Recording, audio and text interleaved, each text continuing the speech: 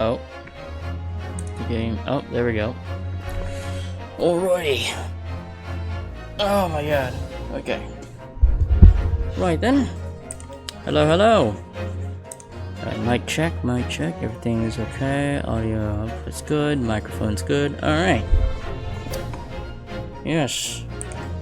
Unfortunately, I couldn't stream yesterday because I had a family friend dinner event going on. And, well, I initially thought it would end earlier, but because my dad got into a yap fest with a bunch of old childhood friends he hasn't seen in a while, a lot of conversations led to more hours and hours of just sitting there waiting for the conversations to end before we can eventually go back home. So, yeah. Oh, something's happened. Okay, well. Now then, hold on a minute. Oh wait, no, we're okay. We're okay. Right then. Without further ado, let us get to the game.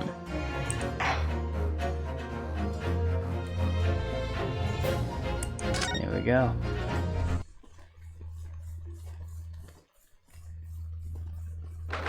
"13th of August, 10:41 a.m.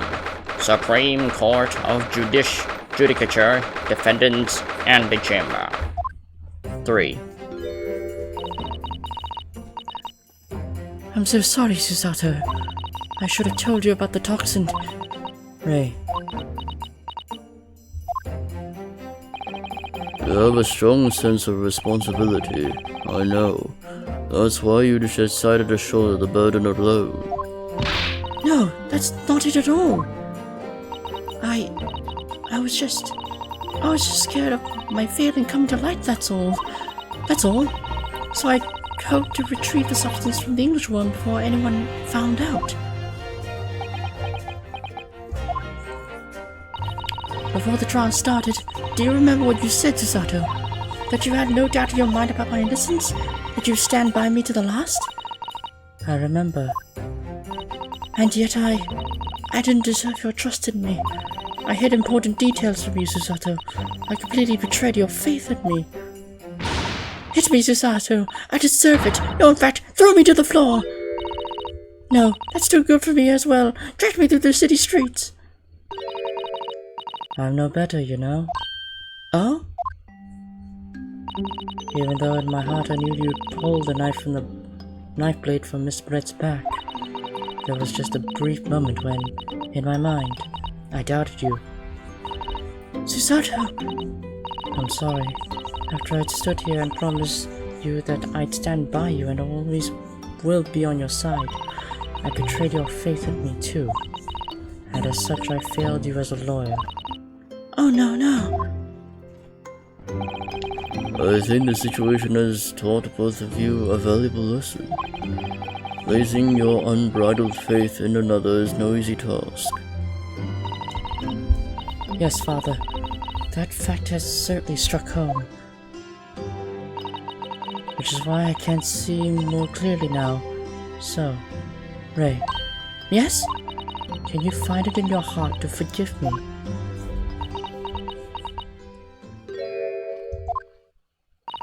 Oh, Susato. You know you'll always be a gallant, dashing lawyer in my eyes now. Oh, Ray.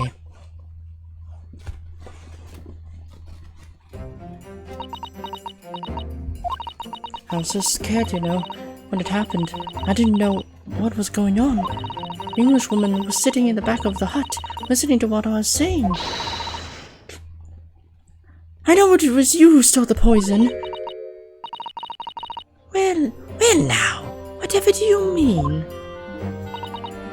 And then a moment later, she suddenly got to her feet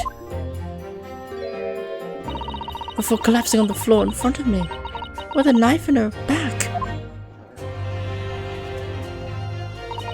It all happened right before my eyes.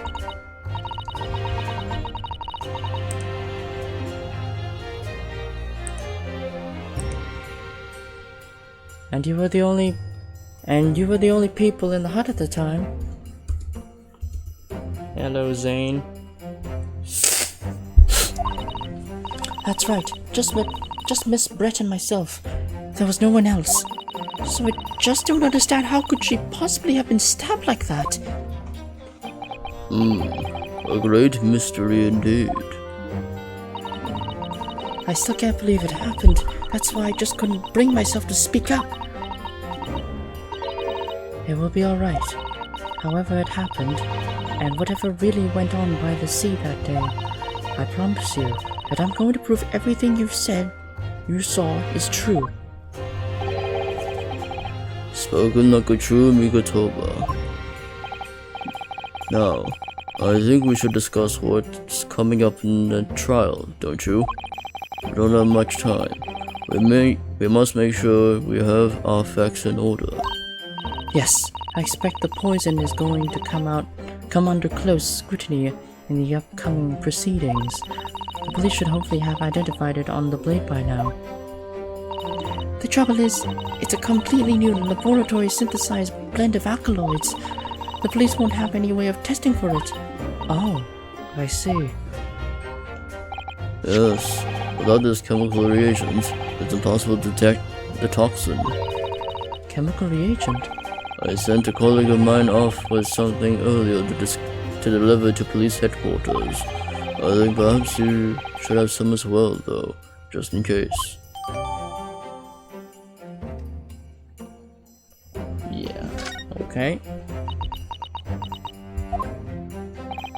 What's the matter, Susato? You're suddenly very quiet. It's this newspaper article. Exclusive. Deadly poison stolen from Yume Medical Research Laboratory. I'm wondering how the information got out, given that it was a government secret. It was all the English woman's doing. What? It was when the professor and Sasaki-san were being interviewed at the laboratory. That so-called English lady swarmed in, and without any compunction said to Professor Mikotoba, "Oh, Professor, surely your guest would love to hear about your work on that substance there." It put me in a very awkward position, to be frank. But Sasaki-san's curiosity had been piqued, so I had a little choice but to give him a cursory introduction. So then, Sasaki-san knew about the poison? Yes, and it's highly likely that the reporter who was writing up the story about us would have caught a glimpse of the toxin too. This Many Memo-san. By the way, did that reporter join you all when you went to the beach? Oh, no. I don't remember the reporter being there. Indeed, he shouldn't have been. I very much thought anyone would have wanted him there. Oh? Hey, North. Hey, Lime. A known criminal has been given permission by the authorities to bathe by the seaside. Sasaki-san pointed out that inviting a reporter might be problematic, so the man was sent back to his office. Yet he obviously didn't go back. He secretly followed the party back to the beach and took this very candid photograph. And then presumably he posted it anonymously to the police. Ah! Yes, that must be what happened. Counsel, we've just heard that the new witness is now ready to testify. The trial is about to resume. Please proceed to the courtroom at once. It's time to steel ourselves once again then. Defense attorney, Ryotaro Naruhodo. Yes! Ria has put her faith in me now and told me everything, so I can't let her down. I have to prove that what she's telling the court is true. I have to prove what really happened that day.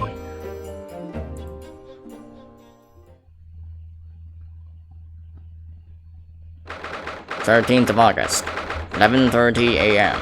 Supreme Court of Judicature, Courtroom 1.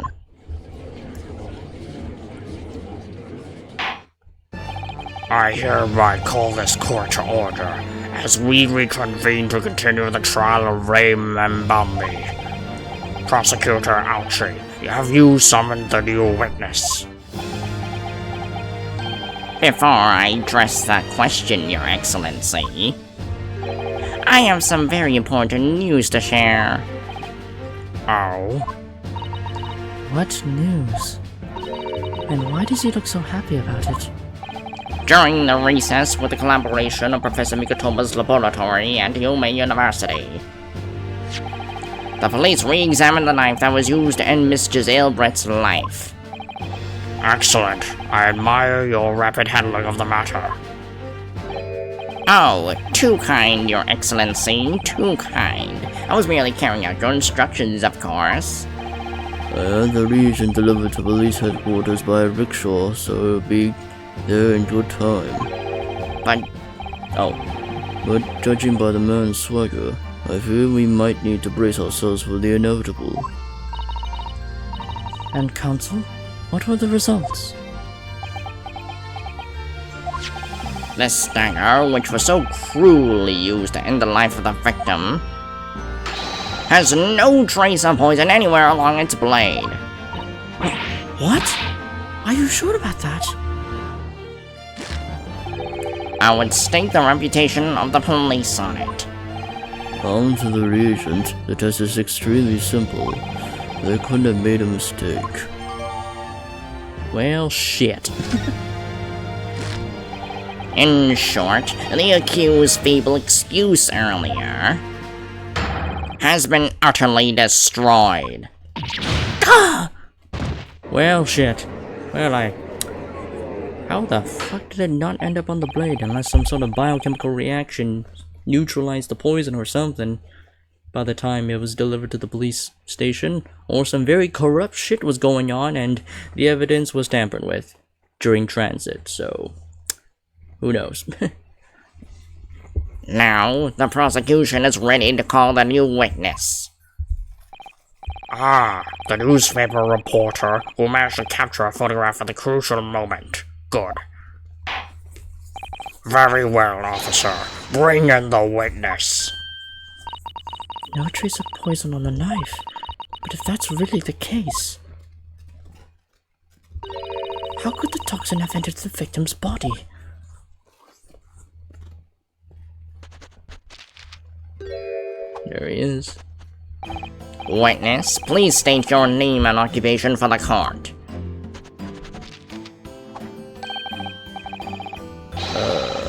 What voice do I give you?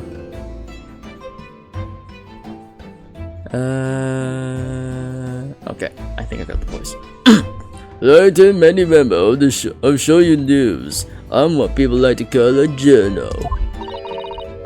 What's a journal, Father? Do you know? It's simply a contradiction. Oh no, not contradiction. It's simply a contraction of journalist. When the news breaks, putting bands of people to catch those scoops so they're in print the next morning. They don't call me the hero of the Herald for nothing. The nice guys of news. Oh, so, it was you who took this photograph, was it? Well, what have we here? I'm sorry? Oh, brace yourselves, people. Many members such a scooping that often. Female student up to foul play defended by curiously handsome young lawyer in Supreme Court. The reason we lap this up was sent in above folded 72 point in a 5-legged format for the morning edition. Huh? Right then, let's start with your name. Oh, it's Ryotaro Naruhodo. Next, what made you want to become a lawyer? Well, I wanted to reform our country's legal system, I suppose. Ryotaro has suddenly become very ambitious, I see. I just bought a Kazuma-sama's dream for a while. By the way, my name is Taketsuchi Aochi. That's Taketsuchi Aochi. In the so-called dark horse of the Supreme Court, my objections strike fear into every defense lawyer's heart. No, the reason by that. What? Witness. Yeah? What this court demands to know is whether or not you were responsible for the taking of this picture. It was delivered anonymously to the Imperial Police Bureau only yesterday. Yeah? I wouldn't be a joker if I didn't click quick when presented with a scoop like that, now would I? Sometimes always call out to me, sometimes I have to chase it down. But either way, you gotta be fast. Fast things to run with and a fast on the right with. It's so good if you don't know it down, I always say. That's what I call my mini-memoism. Mini-memoism? Oh yes, I remember your face. We met that day when you were interviewing myself as Saseki-san. Yes, right. That was me. Mini-memo again. But you were supposed to be back to Shoyo News office. But you were supposed to be going back to the Shoyo News offices after our meeting. But as you biz, I didn't. Because that Englishwoman's words had piqued my journalistic interest. Miss Brett's words? A criminal, not to do as she pleases, just because she happens to be a British citizen? It's horse dung! This country's judiciary's run to the core! The Supreme Court's rulings aren't worth the paper they're written on. The police are just imperial pawns. Stay your tongue, young man. There are complex political issues at play. Huh, well anyway, I quickly jotted down those words she said in my memo pad. Are you ready? I'll read it out. It's all here, right? Here goes. I should like to go with everyone to see your country's coast. A serious criminal going on some junket. The people need to know about this. That's why I decided to sneak after them. To get the woman's story so I could hammer her in the press. Do you mean to say that you did indeed witness it firsthand? The grim scene portrayed in this photograph? Oh yes, I saw it with my very own Jodo eyes. But it was time to finish through the viewfinder of my trusty camera. Thank you, Mini-Memo-san. You will now give a formal testimony before the court. You will state exactly what it is that you witnessed of the events surrounding Miss Brett's death.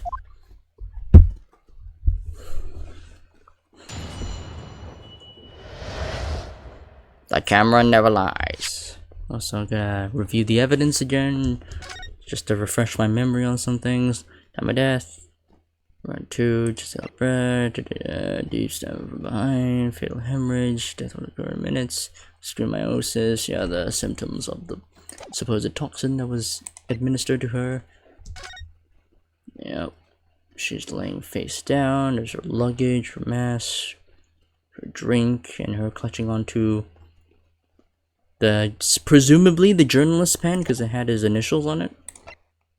And then there's Saseki's article, and then the poison was stolen, and then the fountain pen. It says RM, so write in many memos, pen probably. And there's the incriminating photograph. Yeah, there's the poison article there, and there's the chemical reagent. Oh, I can analyze it. The label appears to be written in a foreign language that I don't know. It's German, so your knowledge of English is going to be of little help here, I'm afraid. Couldn't you just have written medicine on it in Japanese? Then we'll all be able to read it. German is the international language of medicine, my dear. But yes, I can certainly see the merit in labeling the bottle in Japanese, though I'm not sure medicine would be entirely appropriate. Alright. Yep, and there's no poison on this one. The picture was made of shoddy old reed screen, so there was plenty of gaps I could see and sight through. The Englishwoman was sitting on a stool when the student girl came in and started arguing with her. Seconds later, the girl pulled out a knife, throwing the Englishwoman to the floor, and then as she stabbed her in the back. My smoldering journal's spirit burst into flames quick as a flash. I whipped out my camera, ready to click. I pulled about the rough weave on one of the screens and poked the lenses through them for the perfect shot. Red screens, you say? Right, you can see them clearly enough in that great shot I snapped. The hot walls are just screens made of coarsely woven reeds. Yes, it allows the breeze to pass through and bring some relief from the summer heat. And it was a breeze for me to put my camera through and see the whole thing hard up. Ignoring for the time being the appalling invasion of privacy involved, did you witness everything that happened from the moment the defendant entered the hut? Oh yes, I saw it. I saw the whole thing from start to finish. And you say that you took the photograph through the gap in one of the screens. Luckily for me, they were pretty shoddily woven. I pulled the reeds apart and thrust the lens of my camera through the gap. However, would I get away with it, or would I have been seen? It was a gamble of a lifetime. A tenacity of purpose that's considered admirable in a journalist, I suppose. Run a risk one day and run a scoop the next. That's the mini-memoism in a nutshell. At last, it would appear we have a genuine witness to this wicked crime. The evidence and testimony are extremely compelling. I believe we may be close to a verdict. No! Wonderful news, Your Excellency. Wonderful. Nevertheless, it cannot be denied that this testimony begs one very large question. What question?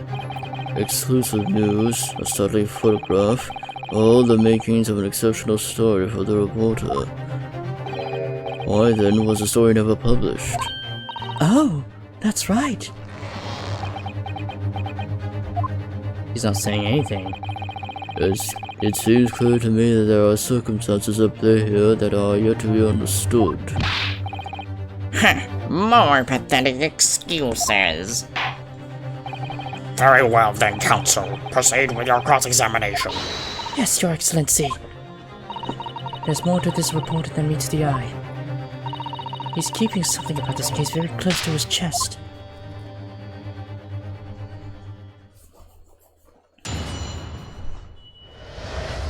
The camera never lies. Alright.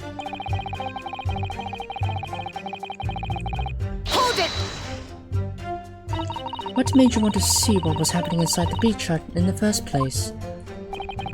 Calling in total instant. Do you think of a better reason?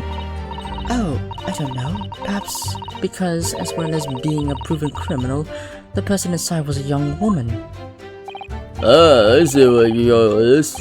Brace yourselves, people. He's painting the journal as a voyeur. It's hardly slander, sir. You had a camera and you were taking pictures without the woman's knowledge. No, you got it all wrong, little stupid boy. Sorry? To my mind, all that was inside that hut was a scoop. Nothing more, nothing less. Scoop no gender. Man or woman, it's all news. That's not even many memoism. It's basic journalism. If only the courtroom was as indiscriminate. Right, so if that's all buttoned up, can we move on? Tell the court then, witness, what sight befell your eyes when you looked inside the hut? As I had vindicated my general instinct, that's what. When I pulled back the reeds, I could see it all as clear as day.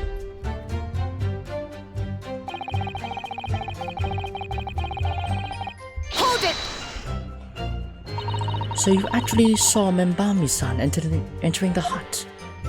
Yeah, as she was raging like my general spirit. And the argument you mentioned, what was that about exactly? You stole it, I didn't steal it, that kind of thing. Talking about the poison, I suppose. The two of y'all walked around after the Englishwoman and really started laying into her. I mean, if she laid into her anymore, that would have been eggs. The man should have been an author. His scripted talents are wasted on journalism. But the students' rantings fell on deaf ears, like a Japanese person listening to English for the first time. He really ought to work on his similes first, though, to be honest. Anyway, the point is that woman in the dark was mightily angry. And her temper finally got the better of her, it seems. Dear me. Which was the climactic moment that I caught on film.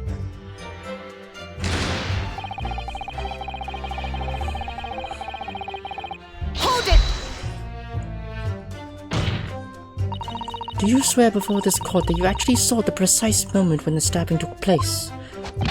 Ha! The precise moment? I didn't see just that. I saw the whole hellish scene play out, from start to finish. I have here a simple plan of the beach hunt. Perhaps you could use it to explain to the court exactly what you witnessed. Oh, the music just died down. Right you are. It's all here in my mini-memo pad. When I first peered into the hut, I'm sure that the Englishwoman was on the stool in the back of the hut here. Yes, the accused's own testimony confirmed that. She just sat at the back of the hut, smiling sweetly, is what I have noted down. It's my turn to testify now. Try not to interrupt. Then, the next moment, as I was watching, the evil student girl entered the hut. After a while, the pair of them ended up in the middle of the hut, arguing furiously. The next one went for the student, but the girl dodged out of the way. The Flash plunged the knife into her adversary's back as the two passed each other. Huh. What you describe is a grim crime indeed. Never sugarcoat the truth. That's what Many-Memoism says.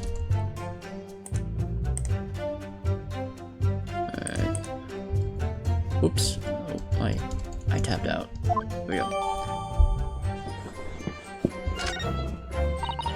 By the way, Mini-Memo-san, Well, let me double check the plan.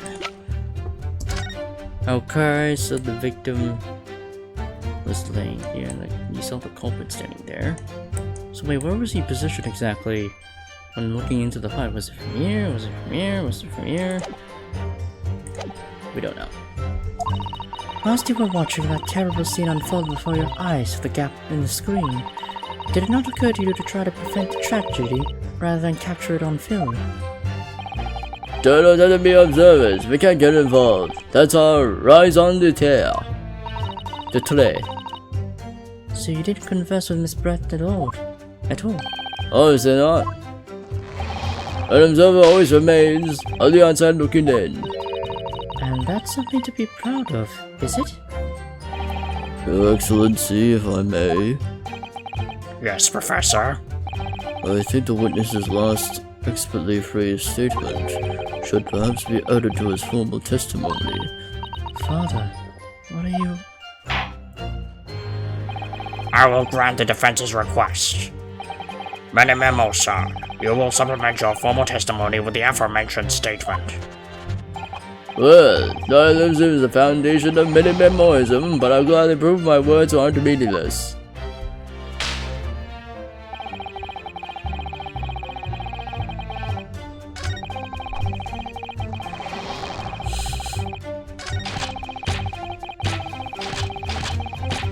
Yeah, just skip right to the statement, okay.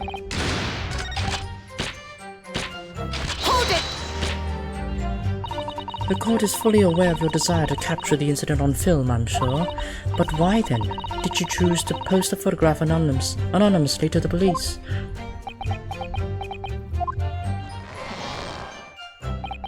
I'm afraid I don't understand a word that's coming out of your mouth. I'm asking why, as a journalist, you decided not to make a story out of the incident. Think of me as a sculptor that makes art out of sordid private details of other people's lives. But I never discuss my own personal life on principle. I mean, that's basic Many-Memoism. It's not something to boast about. No doubt your burning desire to see the truth exposed and justice done was what motivated you. That's it, that's brilliant. My burning desire to see something or other exposed. There has to be a good reason why he didn't think to write an article about what he saw, though. By your own admission, you were outside the hut. How then did you manage to take the photograph? Oh yes, sir. I'm glad you asked. Hold it! But the two women inside didn't notice. Obviously not. If they had, where would I be right now? In jail, that's where. Would you think that made you reflect on what you were doing? No, my general's job is to collect little snippets of life as unobtrusively as possible. They ain't nothing but footprints. They ain't nothing but photos. Yes, that's spot on. Did he just make that up? The point is, the witness risked life and limb to obtain this photograph, and this photograph reveals the whole truth. There is nothing more to be said.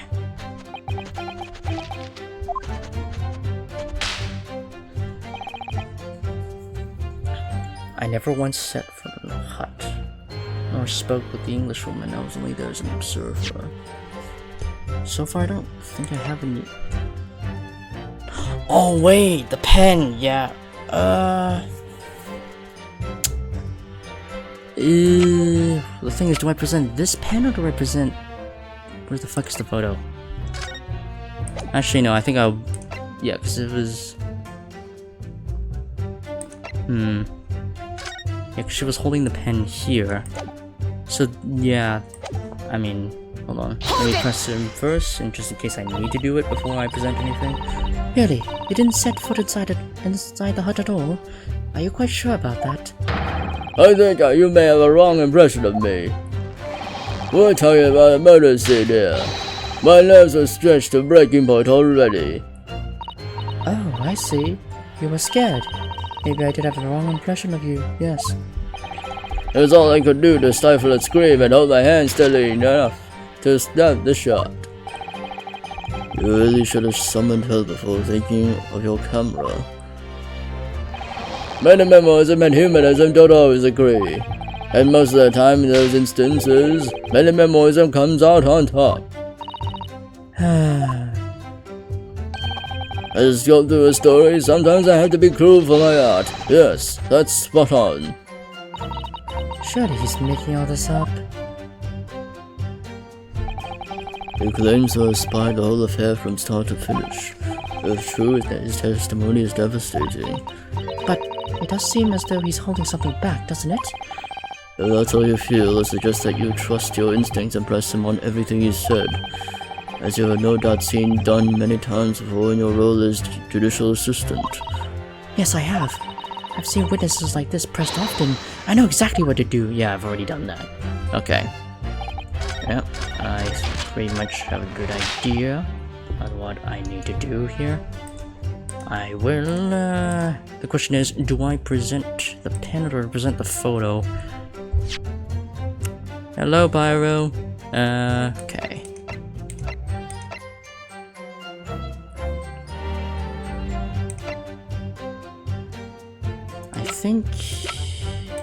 I think I present this. Objection! Yes, I present. Yeah, okay, that was the right one. Many Memo-san. Until now, I've had a firm belief that newspapers are in the business of uncovering and publishing the truth. You're spot on there. The verse doesn't lie, which is why I'm proud to wear the emblem of the Shoyu news on my arm. In a way, that's more minimalism. Sadly, though, it seems the journalist who writes for those papers don't always share the same passion for the truth. What are you suggesting with those recriminatory words, Counsel? Many Memo-san, do you recognize this fountain pen? Ah! This pen was found at the scene of Miss Brett's death. In fact, the murdered victim was gripping it in her hand as she died. What are you? If you look at the barrel of the pen, you notice that its owner's initials are engraved there. R.M. Yes, thank you for bringing that up, Counsel. The initials of the accused remember me. Is it a coincidence, I wonder, that your initials are also R.M.? No! Written Mini Memo. RM. That's horse dung! Can't you see? One of the central tenets of minimalism is being a pencil user. And yet, as the court will clearly be able to see on your right hand, there is a very obvious blue ink stain. It would appear that you must have rather carelessly left it somewhere recently. Your favorite fountain pen, that is. Who's the horse dung? Mini Memo-san, is it not the case that before she died, you met with Giselle Brett in the beach hut? Why should we listen to this absurd nonsense? It's nothing but another excuse. Exactly. Show your usual stand behind me all the way. I deny everything. There must be as many people with the initials RM as there are stars in the night sky. The defense has neither the time nor the inclination to count every star in the sky. And there's no need anyway, because the pen has more to tell. Yes, there is another clue. A clue that undeniably proves who its owner really is. In that case, counsel, the defense will now show the court where this alleged clue lies. Of course, Your Excellency. The clue on this fountain pen that clearly reveals its owner's identity is... I think I need to uncap that shit. If we take off the pen's lid...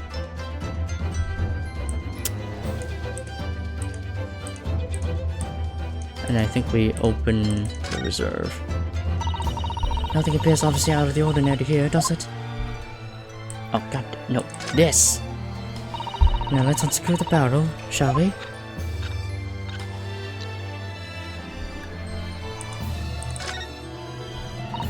This must be the little reservoir that holds the ink. Yes, you fill it by drawing ink from a bottle up through the nib. There's something wrong, Father.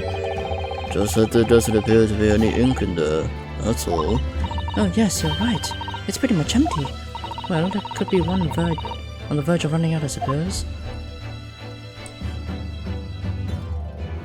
Oh, wait, no. Here, yeah. That's the show you knew symbol. There's some sort of emblem here, look. But it isn't a Yume University one. It must belong to some other organization, I suppose. A business of some kind. But that would seem to imply that the pen doesn't in fact belong to Ray. Yeah. Found it. Right here. As well as the initials, there is also an emblem on this fountain pen. An emblem that you will of course recognize, Mini Memo-san. Goodness me, it's the emblem of the Shoyu News. In other words, the owner of this pen is an employer of the Shoyu News, whose initials are RM. Suddenly the stars in the night sky don't seem to be so numerous, do they? Well, Mini Memo-san, how do you respond?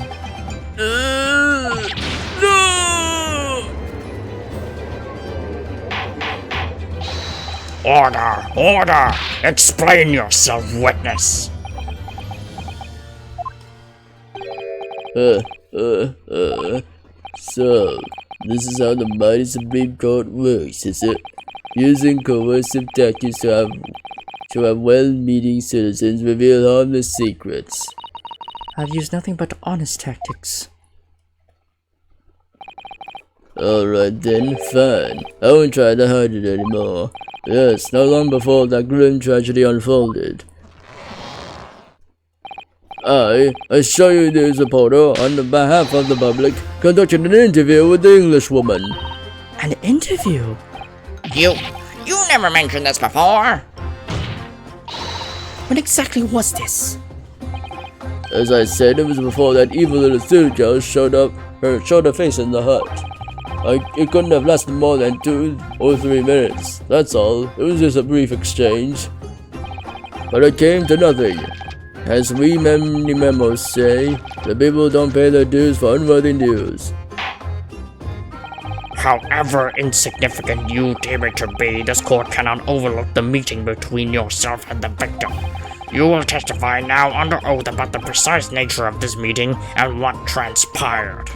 Alright, yes, alright, but on one condition. Condition? In all good conscience, I couldn't speak it out alone about this.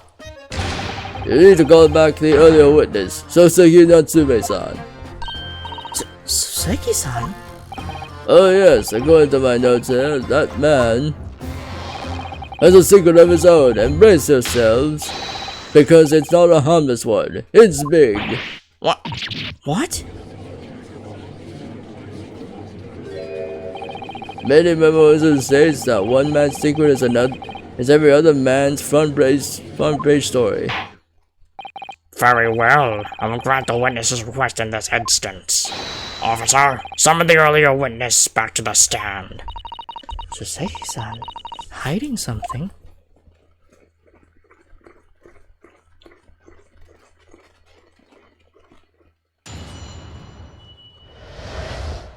The witness's secrets.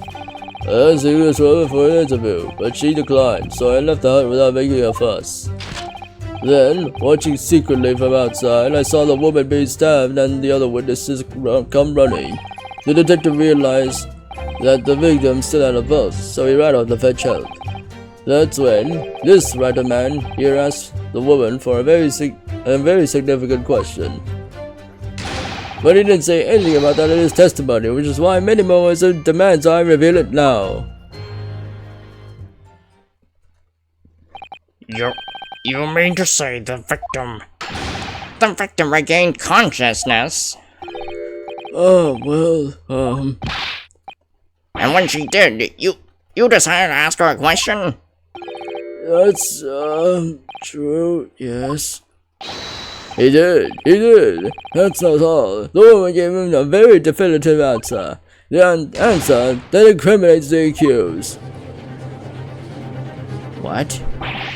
This is preposterous. Why am I only hearing about this now? Why did you mention this before, you young hack? It wasn't even a conversation. Yes, I did pose the withering English Rose a question, I don't deny it, but she could no longer speak. She was barely conscious even. Counsel for the defense. I expect a thorough cross-examination to be conducted here. This court must and will know the truth. Absolutely, Your Excellency. The reporters claim that Miss Brett implicated Ray somehow. What on earth could have happened in that hut?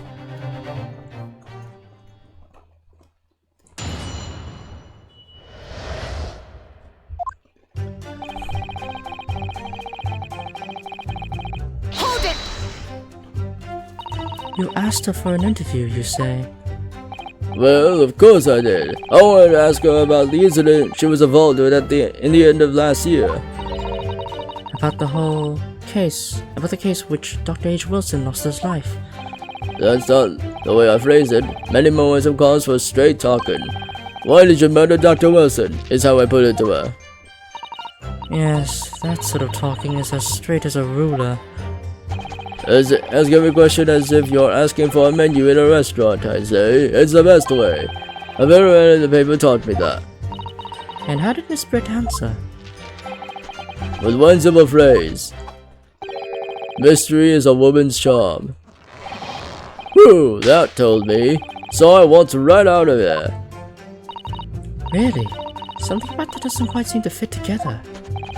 Leave every room as if you're waltzing in a dance hall, I say. It's the best way. A veteran at the paper taught me that.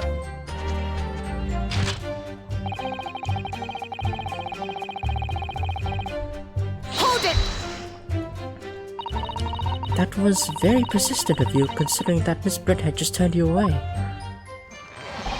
Persistence wins the prize. Many mowers will tell you that. Let them think you've that.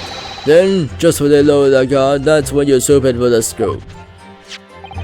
And the fruits of your labor are all too apparent in this telling photograph. Although I'm sure the young Yokel student would rather not be reminded of this damning evidence. Actually, it's thanks to that photography that we managed to identify this witness.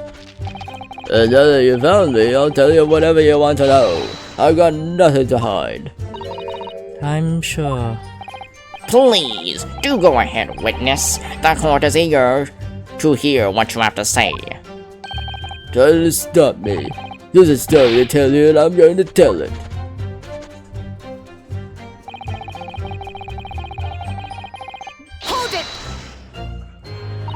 And Soseki-san remained behind the hut. In the hut. That's right, yeah. Oh, the friend here. Was a blubbering wreck, shaking all over from his head to his toes, mustache twitching, eyes bulging. What do you expect? You don't know terrifying troubles that time to be was from traveling abroad. Back, behind, people, Mars. They'll be coming for me shortly. That's all I could think. I felt as though I was gasping for air, drowning in a sea of cold sweat. Poor Soseki-san. His experiences in London have scarred him deeply. As the world seemed too close in around me, I quietly recited a prayer to Amida Buddha. Eternal, emptiness, empty, eternity! The end is coming for me, surely! No sutras are to resound in my courtroom, please. And now, we come to the crucial part. That's when it happened.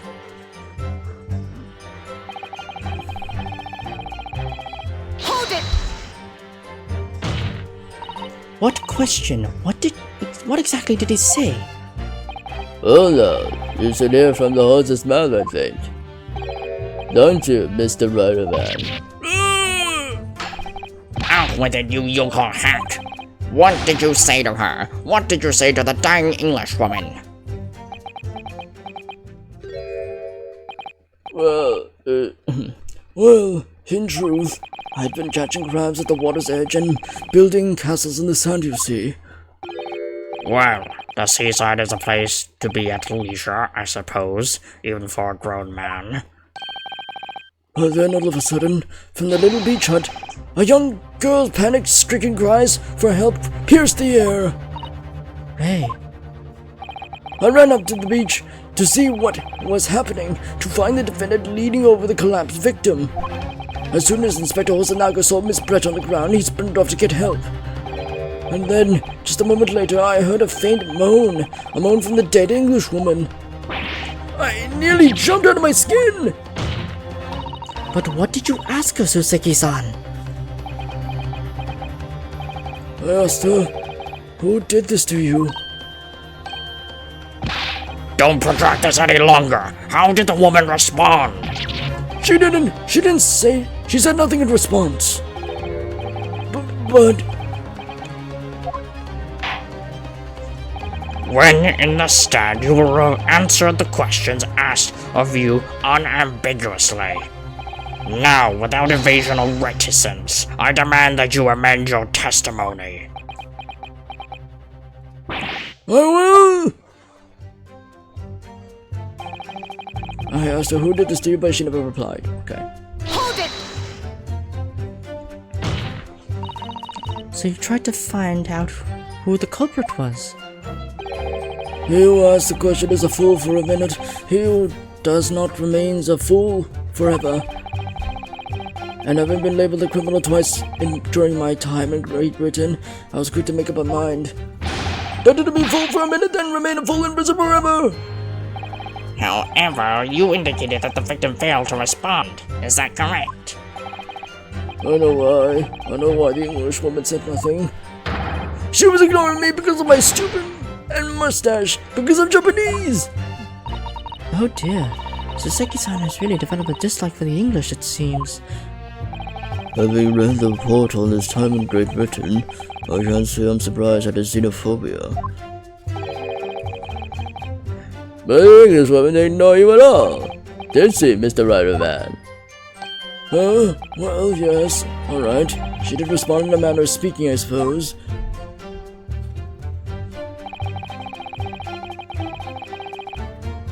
What? She just lifted it. What?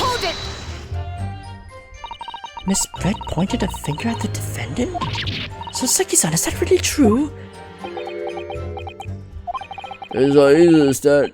Oh, wait, wrong voice. It's not easy to stand here and say this, but when we first entered the beach hut,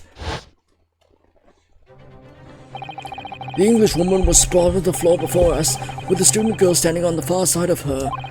And when I asked, "Who did this to you?" the Englishwoman summoned her last ounce of strength to point at a trembling finger at the back of the hut, which was, it can't be denied, in the direction of the student girl who stands accused today. No. Soseki-san, why on earth did you neglect to mention this in your original testimony? But fiddlesticks, I say. This is not a British court of law. You will respond in Japanese. Yes, of course, the Englishwoman did point her finger towards the back of the hut, but I was trembling, and she was trembling, and everything was a blur. And thinking about it, I feel as though perhaps she was pointing in a slightly different direction. Actually, no, not slightly, in a very different direction to where the student girl was standing. To somewhere at the back of the hut when nobody was standing at all.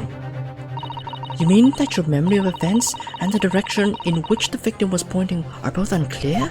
Yes, that's it, unclear. I'm very, very unclear.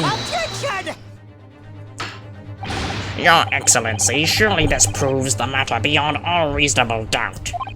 Yes, the woman may barely have been conscious, and yes, perhaps the finger wavered slightly, but there can be no doubt that this was an attempt by the victim to confirm the identity of her assailant. Why? Because as the court can see, there was no one other than the accused in the direction the victim was pointing.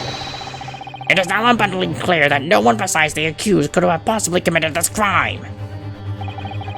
I am inclined to agree.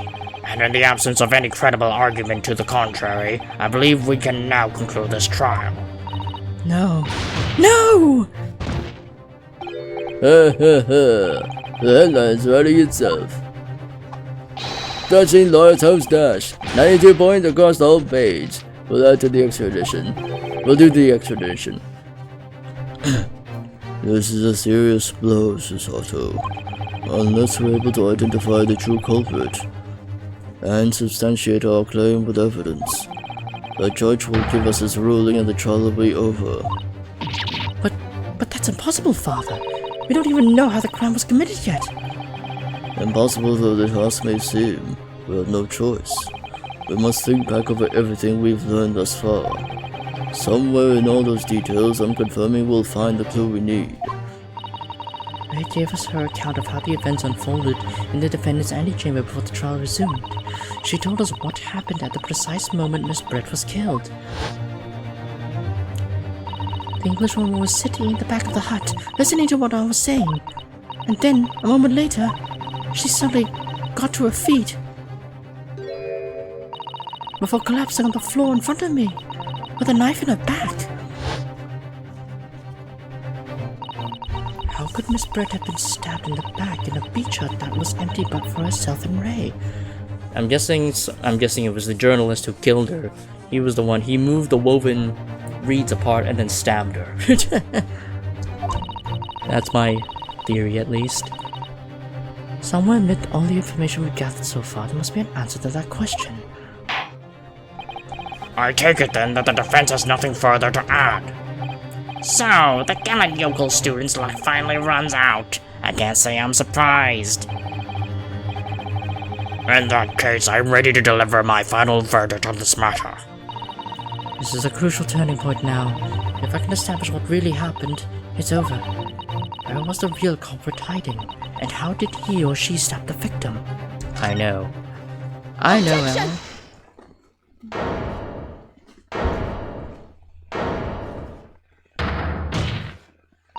Your Excellency, I respectfully ask you to postpone your abdication for the time being. Oh, to what end, counsel? The defense would like to present the court with an alternative theory. An alternative theory that can explain who the victim was actually trying to implicate her with her dying gesture. An alternate theory? Huh! None exists. There was someone else present at the scene who could have committed this crime. What? And the victim, Miss Brett, tried to reveal who it was to those around her at the time. by mustering all her remaining strength and pointing our trembling finger in the killer's direction. This is fiction! Fantasy! Very well. As you seem so sure of yourself, Counsel, I am prepared to hear your alternative theory. So, young Ryotaro Naruhodo, Yes, Your Excellency. you will present your latest theory to the court by means of this plan. At the moment the victim was stabbed, where exactly are you proposing the culprit was concealed? Right here. Yeah, somewhere here. What's the hitbox exactly here? I don't know. But, oops. Nope, that's the wrong area. Take that!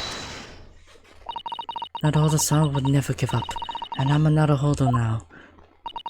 The true culprit who fatally stabbed Miss Brett was concealed in this location here. Are you mad, Counsel? You're suggesting that the culprit was outside the hut? What? Yep. Order! Order! Order! But the student lawyer Naruhodo-san, Esquire, that makes no sense at all. Yeah, you just pointed out the exact spot where I need to get my scoop stabbed. But I didn't see any suspicious individuals loading about. I could swear to that. Obviously, if the culprit had been outside the hut, there is no way he or she could have stabbed the victim who was inside the hut. Actually, Prosecutor Archie, there is a way. And, in point of fact, the defense can provide evidence strongly suggesting that that is precisely the way Miss Brett was killed. You're bluffing. You're bluffing, Yoko. The defense's assertion is clearly too fantastical for the court to comprehend. You will need to give us more guidance, Counsel. What piece of evidence corroborates your theory that the victim was stabbed from outside the hut? Where the fuck is it? There it is. Incriminating photograph. Well, I presented it now, but I haven't the first idea why I chose this piece of evidence. What? Huh? Counsel, you're suggesting that this piece of evidence bears out your theory as to how the victim was stabbed. It's something of a windfall, Your Excellency. What? Huh? That's not the evidence? What? But it literally shows the moment you move the... Bruh, how is it not this one? How is it not this one? Okay. What the fuck? Huh? It's... What? What the fuck? What? That doesn't make any sense. Hold on. Oh, here. Oh, I think I'm supposed to present this one because there's... Yeah, okay, I see now. I'm supposed to use this one, even though I could have just used the other one. It should have been more plausible. Whatever. Whatever the fuck. Oh my god. Oh my god. Yes, yes, yes, yes, yes, yes, yes. Okay. Yeah, it's really annoying when some evidence just kind of shows so many similarities, but even then, it's still... Yeah. Okay, it's this one. Take that! There we go.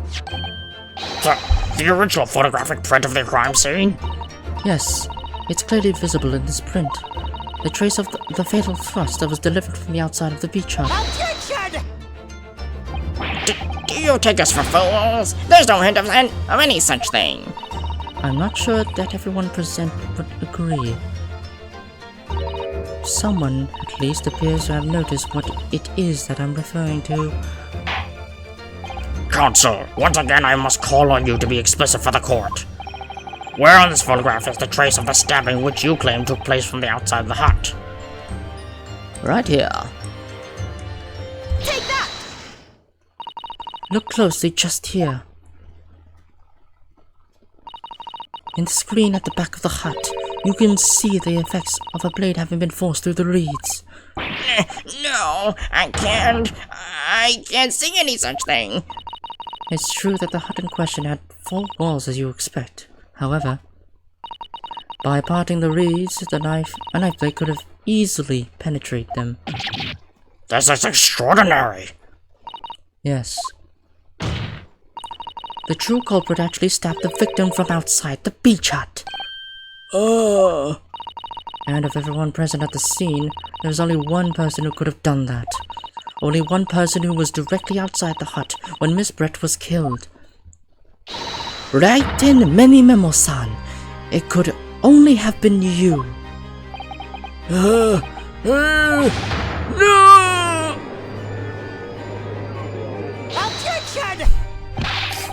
This preposterous idea leaves me almost speechless. Just look at the photograph again. The victim lies almost exactly in the center of the beach hut, does she not? Are we to assume, as part of this farcical scenario, that the assailant was a knife thrower? Objection! No, of course not. We're not? If you recall the testimony of the defendant about the events just before the victim's death. Inside the beach hut, I confronted Miss Brett. But she just sat on a stool at the back of the hut, smiling sweetly at me, as if she knew she was untouchable. A stool? Have another look at the photograph. The slit in the reed screen would align perfectly with the back of a person who was sitting on that stool. My word! So, in fact, the victim was... Killed while sitting on that stool by a stab wound to her back delivered through the reed screen. Ah! Having been attacked, Miss Brett rose to her feet instinctively, but then, unable to speak, she collapsed on the floor in the middle of the hut, before the defendant, Membami-san's appalled eyes. And that, Your Excellency, is the truth of what happened on the beach that day.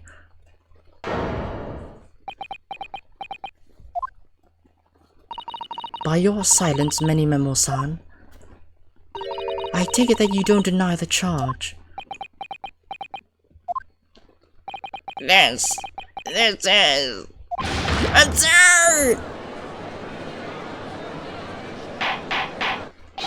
That will do. It would appear that we have a tacit admission of guilt from the witness. Accordingly, this court has successfully established the truth of this matter, which means that the defendant, Membami-san, is innocent of the crime.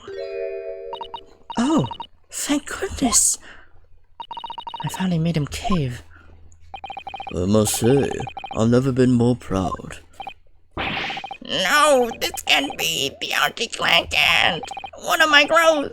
My growth of hope. It was an aberration. I can't accept this. I won't. I see no reason for the continuance of this trial. I will therefore move to conclude proceedings by delivering my final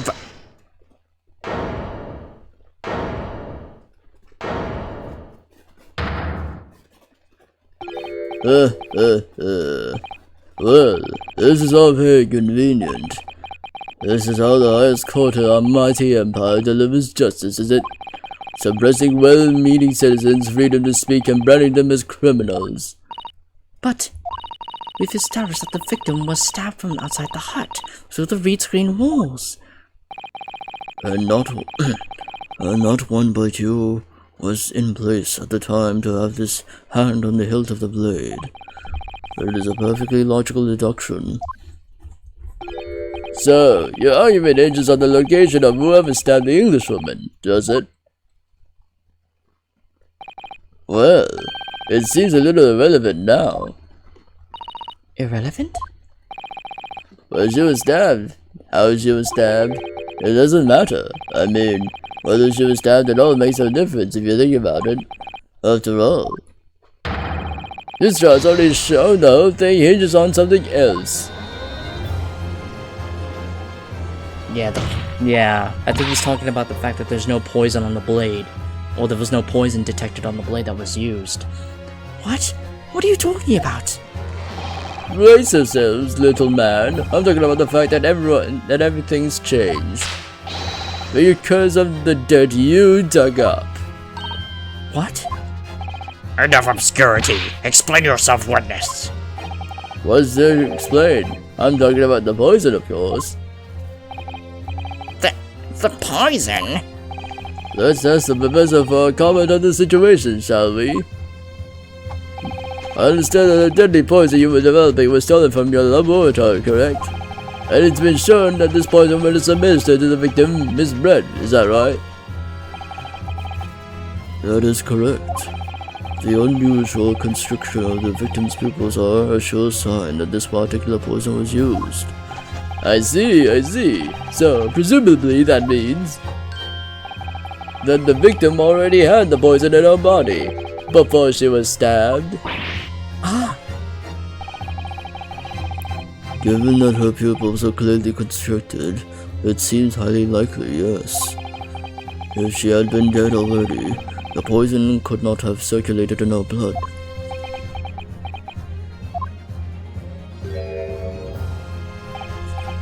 Ha ha! Ah, how refreshing to hear the argument of a metropolitan mind. Precisely. It matters not a jot who stabbed whom from in whose back and with whose blade. Because, quite simply, the Englishwoman's life was taken not by the knife, but by the poison. But that can be explained by the poison being on the blade, as I already... Ha ha ha ha! Forgotten already, have we, Yoko? During these very proceedings, the laboratory of the professor at your side assisted in proving that the blade of the weapon used to attack the victim had no trace of poison on it whatsoever. Duh! So let me get this down. The facts, as skillfully established by the defense in this trial, turn out to be a headline-making red herring. Is that about right? Well...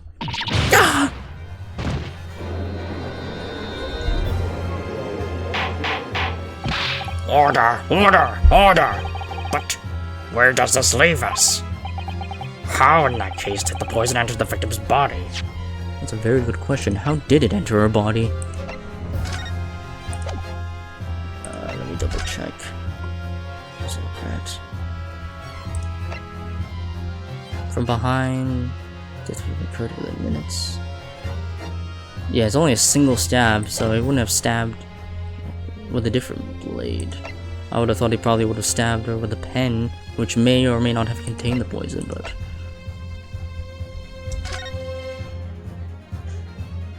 The deadly poison was stolen via the mouth or via a wound. Ah, okay, it's in her drink. He poisoned her drink. Yep. Entering via the mouth or... Oh, yep. Yep, we found her answer. She drunk it.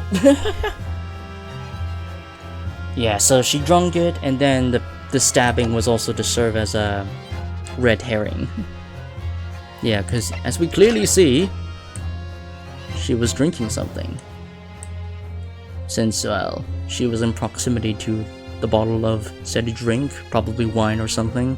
She drank it, and then got stabbed, and then she fell over. Yeah. There's an undeniably obvious answer to that. The lady most likely imbibed it. You mean she drank it? Have another look at the photograph here, as you can see.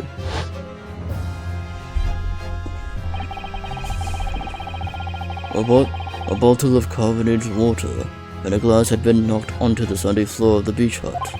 The poison could have been slipped into either. So somebody made Miss Brett drink it. Well, what do you know? Look at those dashing eyes. This will make a great front page shot. Hey, why the bewitching stare? After all, I'm the last person you should be looking at. It would make no sense that I poisoned the woman, would it? I mean, that's been established already. Established? What are you talking about? Don't tell me you've forgotten. That's a little hard to believe given that the person who established it was you. Me? What on earth does he mean? Oh, let me capture those white eyes. This is prime breast foreign, this is. It would seem that this trial is not destined to end yet after all. I hereby call upon the witness to give further testimony. That's great, that is. Let me get a shot at that magnificent beard, Your Excellency. You claim it to be impossible that you were the one responsible for administering the poison to the victim.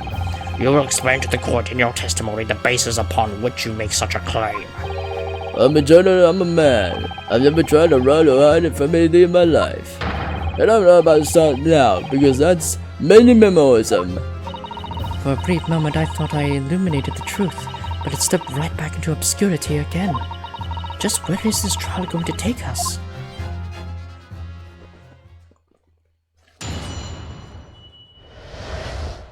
Complete innocence. Oh yes, let's stab the English woman, and it's that very fact that proves I'm innocent. Because why would I bother to stab the woman if I already poisoned her? When I heard the student girl and the pompous English murderer arguing, it got my goat. If the court weren't going to punish Brett for what she did, someone else would have to see the justice done. That's a short testimony. So, you admitted then that everything happened as I described? That you are the one who stabbed Miss Brett in the back through the reed screen? You can't blame this miserable country of ours.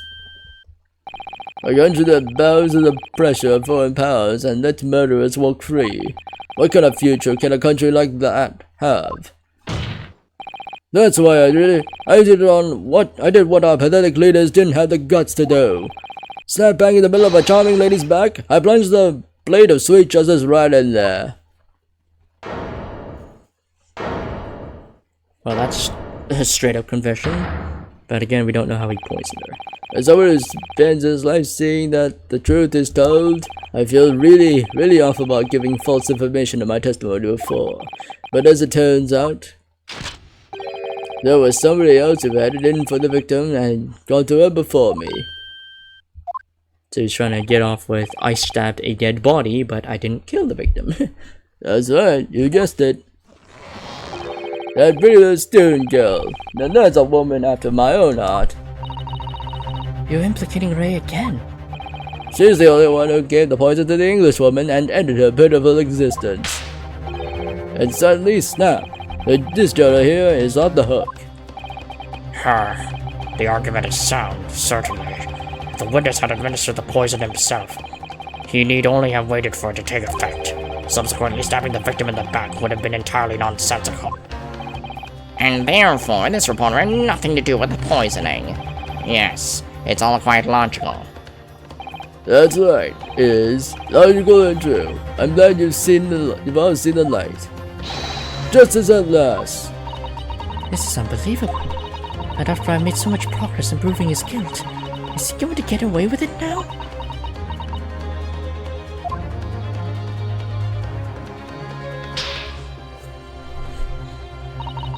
Think of Kazuma-sama and Naruhodo-san. They never stop looking for a way forward until the judge's final gavel. Very well then, counsel. Proceed with what I assume to be your final cross-examination in this trial. Yes, Your Excellency.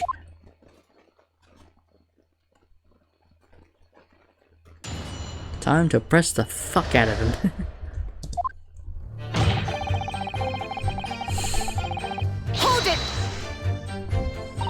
So, you do admit that you had a murderous intentions towards Miss Brett then?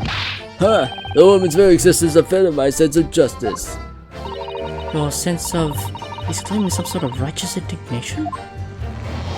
She was pure evil, a cold-blooded killer who committed murder right here on our Empire's soil.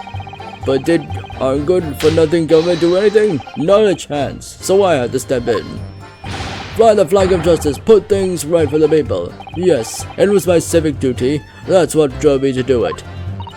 So in summary, murderous intentions then. Whatever you want to call it, the point is this. That Englishwoman was a blight, so I had to do what was right for society.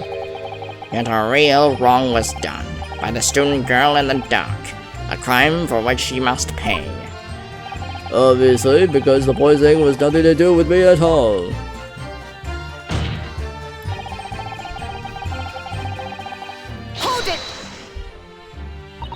So you still maintain that you didn't give the poison to the victim? Obviously, that'd be like putting a belt on your trousers when you're already wearing braces like these. The accused administered the poison, following which this victim stabbed the witness stabbed the victim. An unforgivable act, certainly, but not one of murder. That crime rests on the accused's shoulders. That's how the law works, you see, Yoko. Who knows? You may even learn something here today. 2 consecutive attempts on her life in the space of minutes. Quite a day for the victim. Do something that evil and you got it coming. That's how the law works. The law of reckoning. Sorry if I'm not active on chat. Yeah, that's alright. Yeah, that's alright. It means I don't have to make too many breaks when it comes to my voice acting here. Keep the momentum going. Of course, not to say that I don't like reading Twitch chat. I do. It helps also to keep motivations high. That's not the kind of law this court upholds. You will reiterate why you were so compelled to stab the victim then, witness.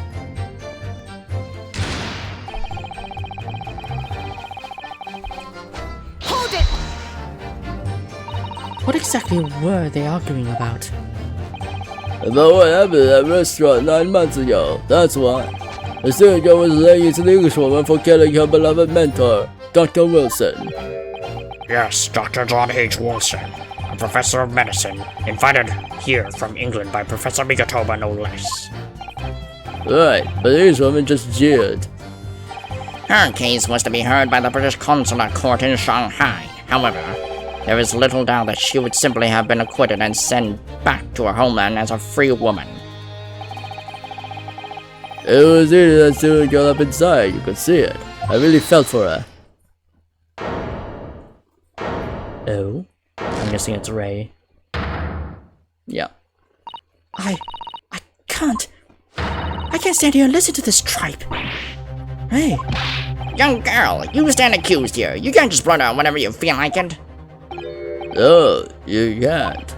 Sorry, but I'm in the middle of some very important testimony here. Just keep quiet and listen. but this awful man is making all this up. Susato, please, you'll have to make them listen. Return to the dock at once, Membami-san. We're in the middle of a cross-examination. Your Excellency, please, I implore you. That journalist is clearly not a trustworthy witness. Exactly. He's a filthy, rotten, black-hearted, bigoted, dirty, great peeping Tom.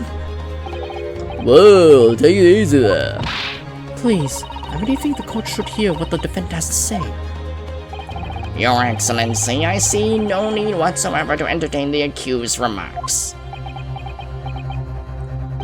I will grant the request of the defense. But, Your Excellency, This is likely to be the final cross-examination of these proceedings. As such, I believe it will be ill-advised to stifle at the defendant's obvious concerns. So, whilst recognizing that this contravenes regular protocol, I hereby call upon the defendant to speak. Oh. Thank you so much, Your Excellency. Okay. It was nothing to do with Dr. Wilson. We were discussing the stolen poison. The stolen poison that killed the victim, you mean? I suspected of her being the one to steal it. I mean, just think about how she killed Dr. Wilson. That's true. Additionally, Miss Brett certainly had knowledge of the new poison. But surely it would be no easy task to steal a highly secret toxin being developed for the government. Indeed, all visitors to the laboratory are thoroughly searched when they leave. Even if a thief managed to avoid being seen by myself or a colleague, getting the poison out would be very difficult. That's true. I pestered Professor Migatoba until he agreed to show me the poison when I visited his laboratory. But as I left, I was searched from top to tail. Miss Brett rather bluntly revealed the existence of the toxin we've been developing, you see. As Sister Seki-san expressed such an interest in it, I felt unable to refuse. Obviously, I gave nothing away, other than the fact that it was an extremely potent substance. I'm very ashamed of myself. It's just that I've had a singularly terrible experience with a deadly poison. I'm gonna look at my own enemy in the eye. Surely you can understand that. To find out if my suspicions were true, I confronted Miss Brett about the poison. I told her that if there were to be an incident involving it somehow, it wouldn't just be the university. The military would be dragged into it. The whole government even. It would be a complete disaster. And how did Miss Brett respond to your concerns? She just curled up those beautiful lips of hers and she said she didn't know the first thing about it. In English, actually. Ah, yes. Minimemo-san. One small question, if you don't mind. Hey, mate. Did you see I'm busy? Whether you were outside the beachhead listening and watched the defendant and Miss Pratt were conversing. Presumably then, it was you who wrote this article about what you'd heard. Yeah. Exclusive. Deadly poison stolen from Yume Medical Research Laboratory. The story was published in this morning's edition of Shoyo News. The details are too accurate for it to have been written by anyone else. Sorry? Don't know what you're talking about. Yes, look at this. The entire article. It's almost what I said to Miss Brett. Word for word. Well, Minimemo-san? As a journal, and as a citizen of a free country, I don't have to read my sources. That's a founding principle of Minimemoism. Father's clearly right about this. That reporter did write that article, and he based it on whatever he heard from outside the hut.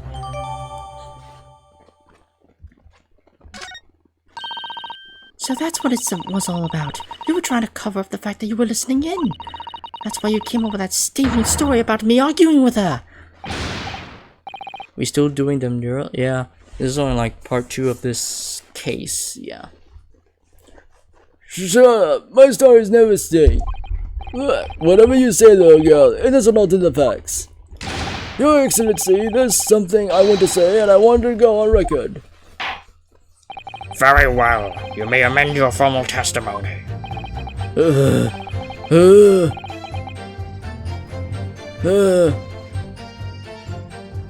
Oh yeah, no stream. YTD. Oh, no VR today? Yeah, yeah, well, today's VR session was based on a map that my character wouldn't really do much in. So I figured it'd be pointless. It'd be more or less pointless for my character. Because we go through a cycle on different maps. There's the Row, Undercity, Wasteland, and there's the mission section. And on the Row map, which is like the middle city area, is where like, yeah, I don't think my character would really go to the Row as much or even at all, because there's not much my character would do, because my character would just be looking for like looking for medicinal herbs to go pick to make more medical supplies, and considering that not really much grows on there, considering it's not in the Undercity or in the Wasteland, there's not really much point. And not to mention, I think the Row's more dangerous from, well, I mean, I wouldn't say more dangerous, but it's still dangerous for my character to get jumped by gangsters or something. I mean, yeah, well, my character's owner is does also work for like an establishment in the Row, but other than that, I don't think my character would be able to do much. Even if an incident were to occur, there's already like a medical facility ran by corporate medics or present in the scene, so I don't think that would be much for my character to do. So yeah, so that's why if whenever there's a Row session or a mission session that has missions that my character has no reason to be a part of, I'll just substitute it with the Ace Attorney stream, considering it's more in high demand anyway compared to my VR streams. The point is, if you poison someone, there'd be no reason to then go and stab the person as well. Yeah. Yeah, okay. This is a really good series, yeah. Okay.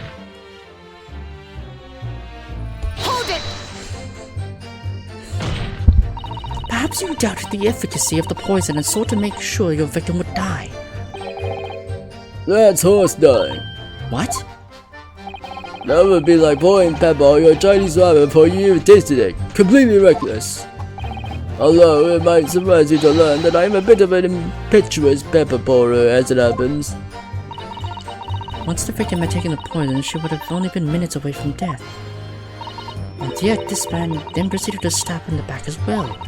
There has to have been a good reason for that. If it was the reporter who gave the poison to Miss Brett, then clearly he must have done it prior to Ray entering the hut. Yes, that's undeniable.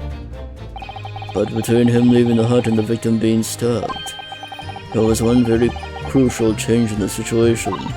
Sorry? What change? The reporter overheard the conversation between Ray and the Englishwoman. Ah, yes, that's it. That's when Manny Memo-san first found out the exact nature of the poison it used. That could be the key here. If the victim had unwittingly taken the poison already, the reporter would have no reason to stop her. On the face of it, that logic sounds entirely reasonable. There's no question that this man was responsible for Miss Brett's murder. If you could think of a plausible explanation as to why he might have stabbed her even after the poisoning, I feel sure that everything would drop into place. That's what we should be looking for. Yes, I agree. And in order to do that, I must try to glean more information. Okay.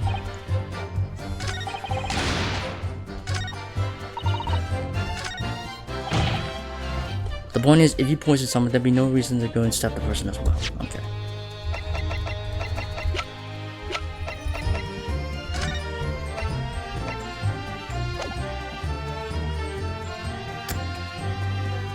Yeah. Based on the information you gleaned from eavesdropping.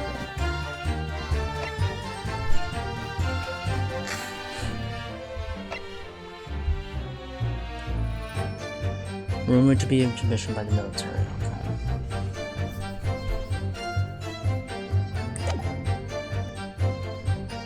Okay. I know this updated poison article might be helpful for this situation.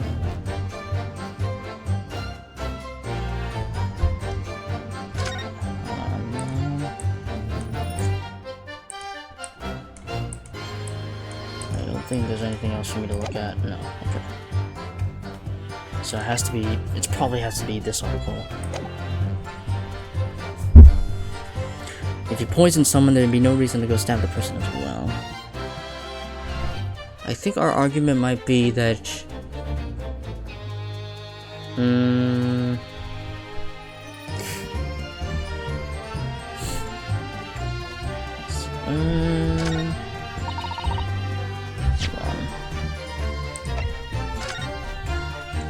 Is there a slit there?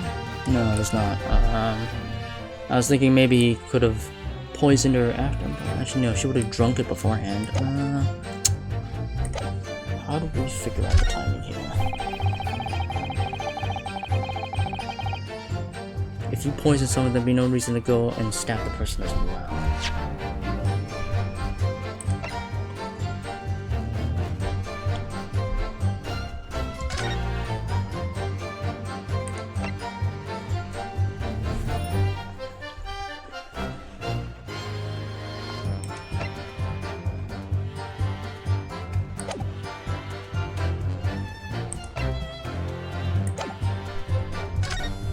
Which ones have I not pressed yet?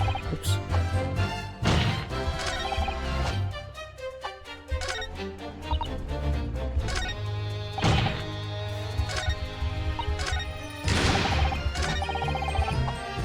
Hold it!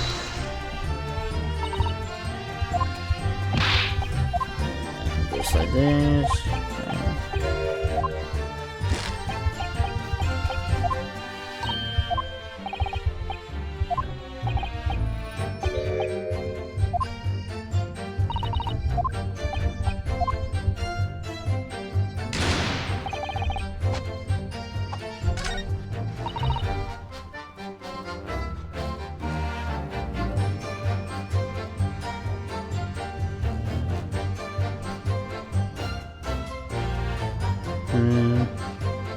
I think our premise might be that he didn't know about the nature of the poison until after he stabbed her.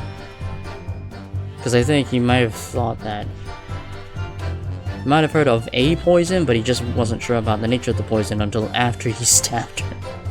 That might be the premise here, but...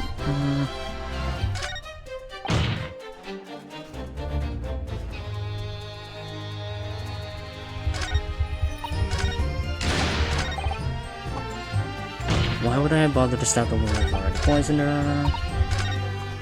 Which statement do I point that out?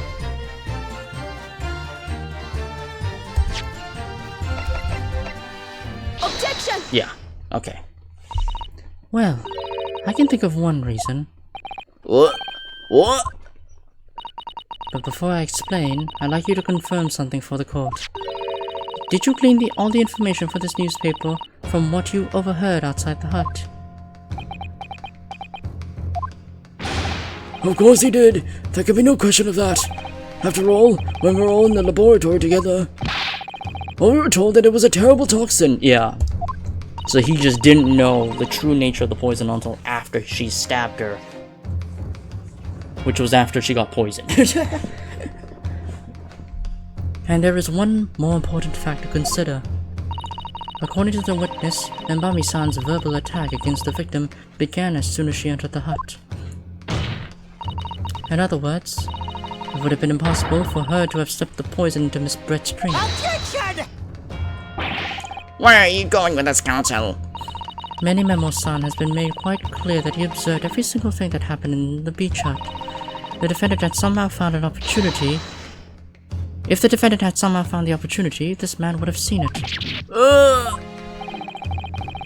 which means that Miss Brett couldn't have imbibed the poison once the defendant was present. In fact, it must have been administered to her before Mbami-san entered the hut. Yes, very articulately put. When I walked into the hut, I immediately started to press Miss Brett about the poison.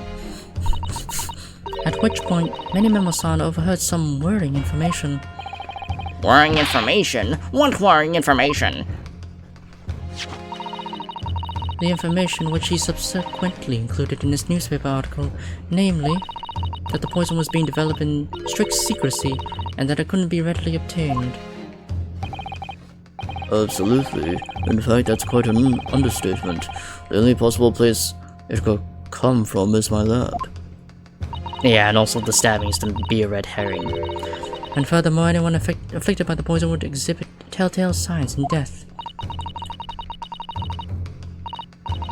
The extreme constriction of the pupils. Yes, it's quite stark when you see it. There are other poisons that show similar symptoms, but not among new substances that are undetectable. In other words, it would be clear that the victim's life had been ended by the use of this particular poison, which would reduce the number of suspects to only a handful of people. Ah!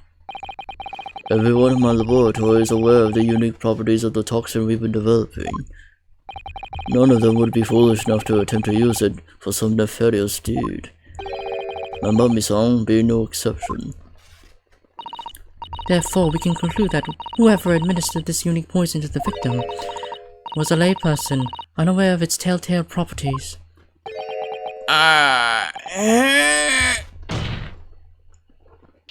In other words, someone like you, right, Many Memo?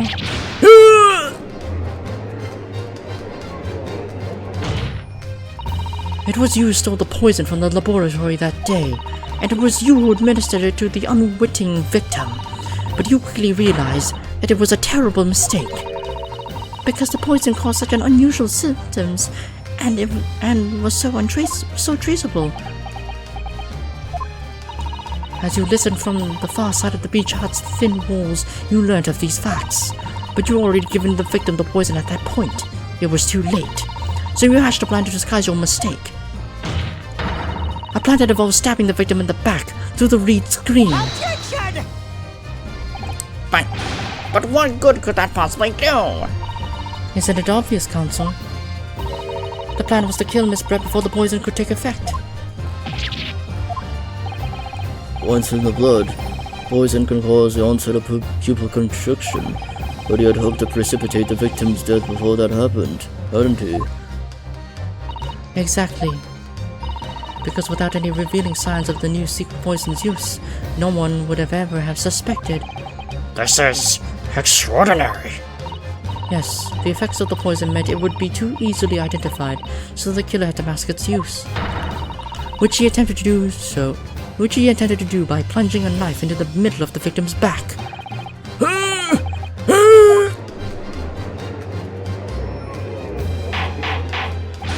Order! Order! Order!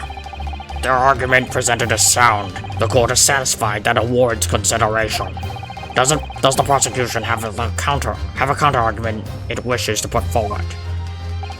Well, there are a number of, yes, I counter completely. Objection! The prosecution's evasive response clearly shows that in much the same way as he nurtures the remnants of his top knot, he is clinging to lost hope. Stop!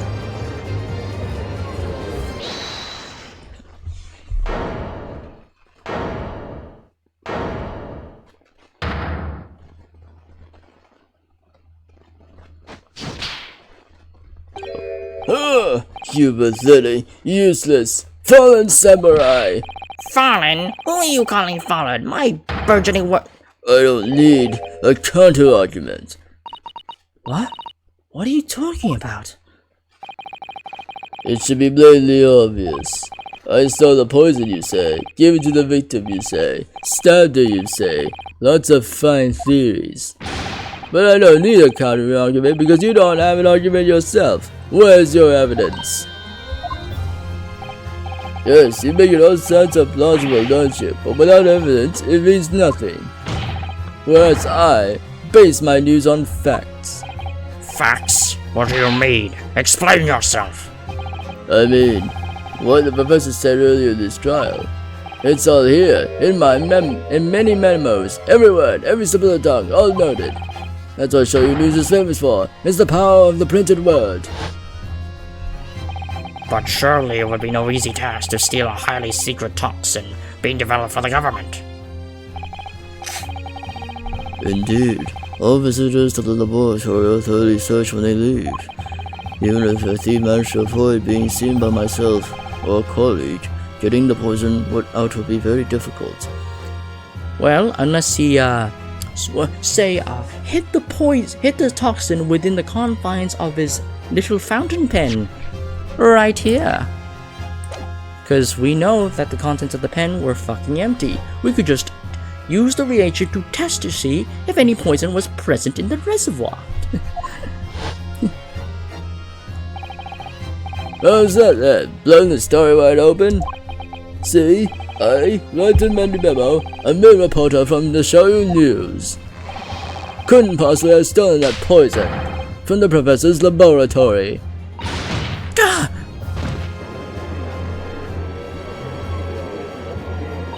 But there can't be any question of it. He must have stolen the poison that day.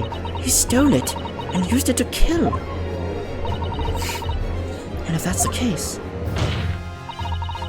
as you've identified, the poison itself is the definitive evidence we need. Because whoever stole it from the laboratory that day is the true culprit here.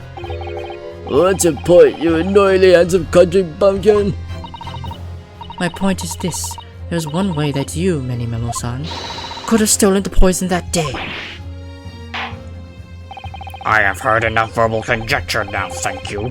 What the court must be shown is evidence. What proof do you have that this witness stole the poison on the day in question? Take that! The proof, Your Excellency, is his fountain pen.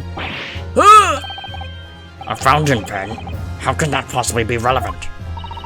These magical pens somehow seem to have enough ink to write many thousands of kanji characters. I believe they arrived in our country for the first time some 15 years ago now. I swear by a weasel hair calligraphy brush and nothing else, these newfangled pens are merely a fad. Well, as a forward-thinking man of words, obviously, I love my fountain pen. Suck up a soup gun of sumptuous ink, and one's work is awash with words in a blink of an eye. That's right. Fountain pens have a small reservoir in the barrel, into which the ink is sucked up through the nib of the pen in order to write with later. What does all of this talking of sucking up ink have? And just as it's possible to suck up ink into the reservoir, it's also possible to eject it through the nib again, of course. My word. Can this really be?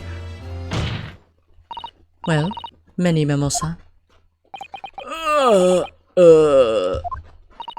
When you saw the deadly poison before your eyes in the laboratory that day, you used your fountain pen, your very lifeblood, to steal some of it, didn't you? By siphoning the poison out through the nib and into the pen's reservoir. Objection! More absurdity. That never happened. True, we thought that there were procedures in place to prevent thefts like this from the laboratory. But would anyone have thought to look inside a fountain pen of all places? No, I'm a little ashamed to say. But for the fear of offending our guests, such a detailed search would not have been conducted. Well, this is quite startling, I must say. I remind the court that this pen was found in the clutches of the victim when she died. In other words, it was dropped at the scene by Mini Memo-san. So the crucial question is, when exactly was the pen dropped? Are you suggesting? The natural conclusion is that in your haste to act whilst the victim was distracted for a moment, you dropped the pen after you emptied the poison from it into her glass. Objection! There could be any number of alternate explanations. For example, the witness could have been using his pen to write down details of his conversation with the victim. And when shocked by one of her outrageous answers, the pen fell from his quivering hand. Objection! No, that can't be. If it was, how do you explain why the pen was devoid of ink? What? As you can see for yourself, if you examine the evidence, there appeared to be no ink present in the reservoir. What newspaper reporter goes to interview someone with nothing in his pen? No, the pen was dropped after the poison that filled its reservoir had been emptied into the victim's glass. Witness, what do you have to say in your defense?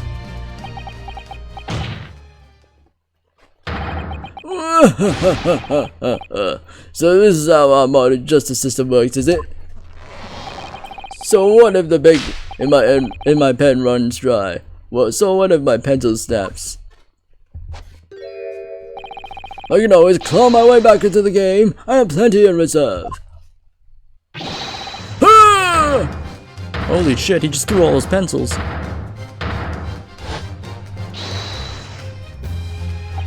You claim I sucked the poison up into my pen? That's wild speculation, nothing more. If you thought you could bring down a fine, upstanding citizen with a trick like that, think again! Again! It looks as though it's going to take one final decisive blow to finish this matter. As I see it, the situation is now very simple. It rests upon whether or not this witness did indeed steal the poison on the day in question. And therefore, it all depends upon whether or not the defense can prove that he did with evidence. Huh. No such evidence could possibly exist. Objection! Many Memo-san, this is how our modern justice system works. What? In the courtroom, evidence is everything. Something you would do well to remember. Because we are well past the point of speculation at this stage, I assure you. Very well then. I call upon the defense to present the aforementioned evidence. This is it then. This will be the final piece in the puzzle. The defense can prove by means of this item that it was the witness's pen that was used to steal the poison. The fucking reagent! Take that! Counsel, what is that bottle? This bottle contains the unique chemical reagent that can identify the poison in question.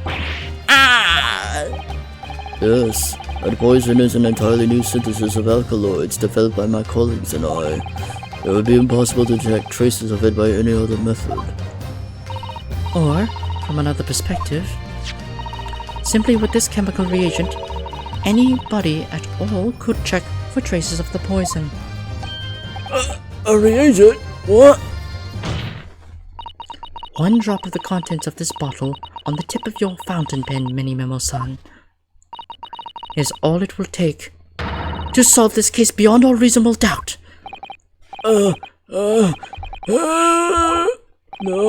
you can't. I won't. Your crimes are bad enough, but at least know when to admit defeat. Your Excellency, the defense requests permission to carry out the test on the fountain pen at once.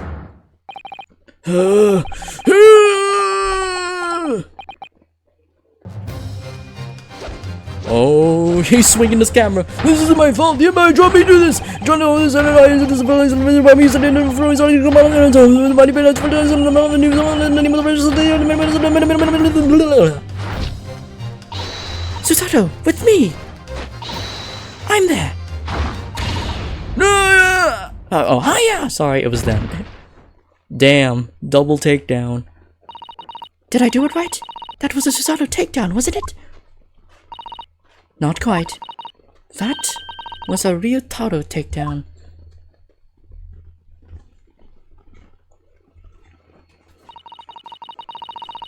The instant the first drop of the reagent touched the nib of the fountain pen, it was clear. Okay. It was clear to everyone present.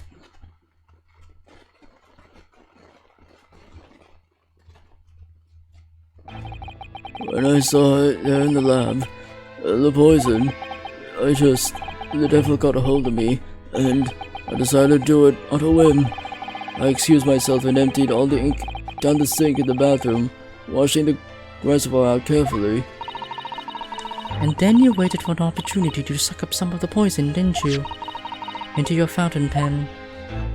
Yes, that's right. Answer me one thing. Answer me one thing, Mini-Memo-san. Why did you steal it? For what purpose?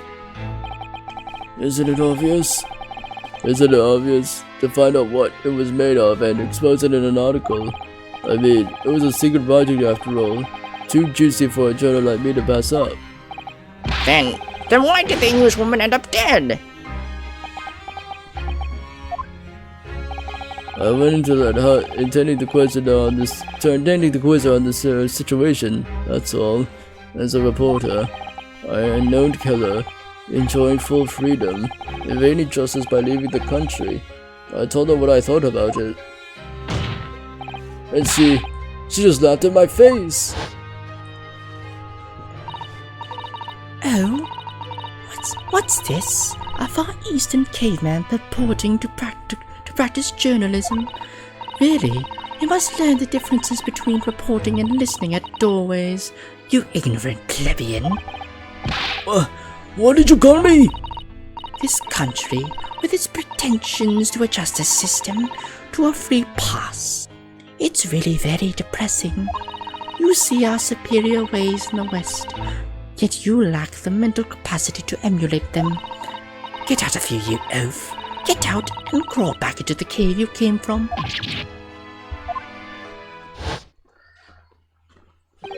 That's what I remembered.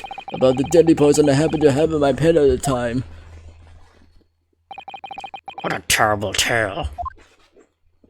In my head, I knew I should just get out of there as quickly as possible, but I couldn't. I couldn't let her get away with what she'd done, when she clearly had no remorse at all. I suppose it was my gentle spirit getting all fired up.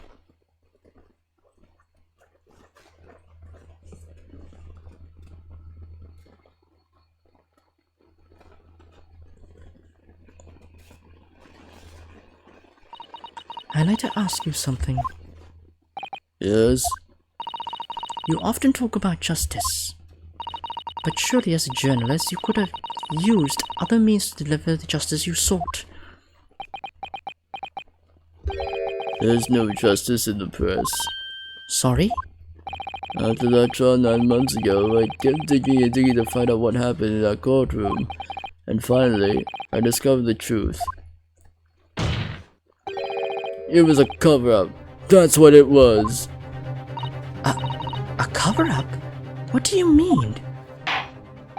I would remind you of your position, witness. Be careful of what you say. Oh, come on. Does this strike you as strange? We're suddenly not allowed to convict a foreign national. Consular jurisdiction should never have come into it. And yet that puffed-up Englishwoman was going to sail away into the sunset a free woman. The only possible explanation is that, behind the scenes, some deal had gone down between Britain and Japan. What sort of deal? I'd done my research, dug up all the dirt. It was all ready to be published. But you know what happened? The editor just tore the article up. He came under pressure from the government, you mean? If our government is going to let criminals walk free, if they're going to crush the free press, then what choice do I have but to see that justice is done myself? Let's not forget, Minimimo-san, that you committed murder yourself and you tried to lay the blame on at the defendant's door. I'm sorry, but you're no better than Giselle Brett. What?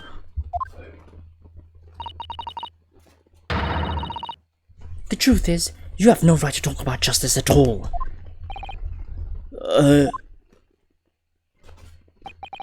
I suppose.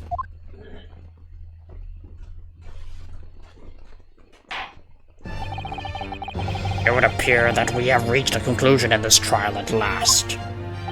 Counsel for the defense, Ryutaro Naruhodo. Oh. Yes. Sorry, Your Excellency. Just musing in a manly way here. In a manly way.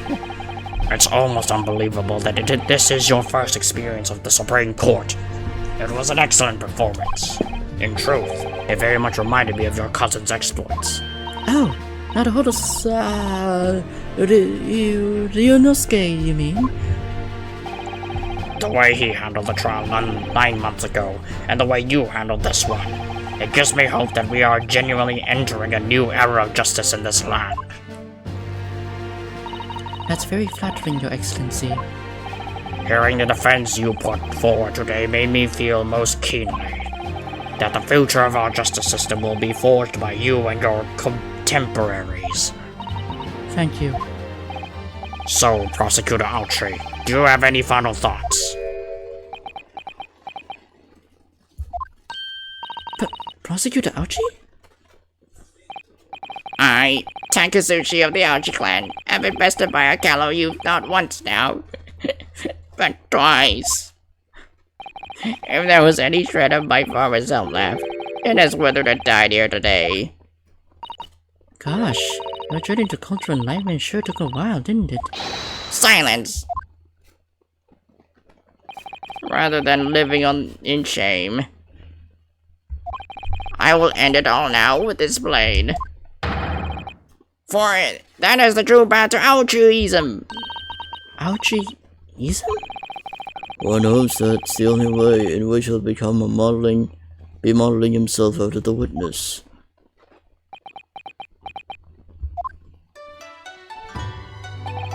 Spring of my top knot, the time is right for farewell. Hope is lost forever. Takatsuchi.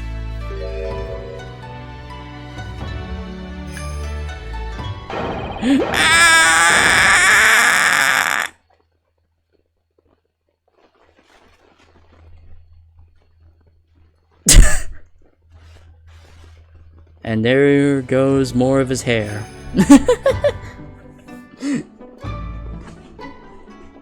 Oh my god, even she's doing a little prayer sign for that. Oh, that's funny. What is this ending? What is this ending? What?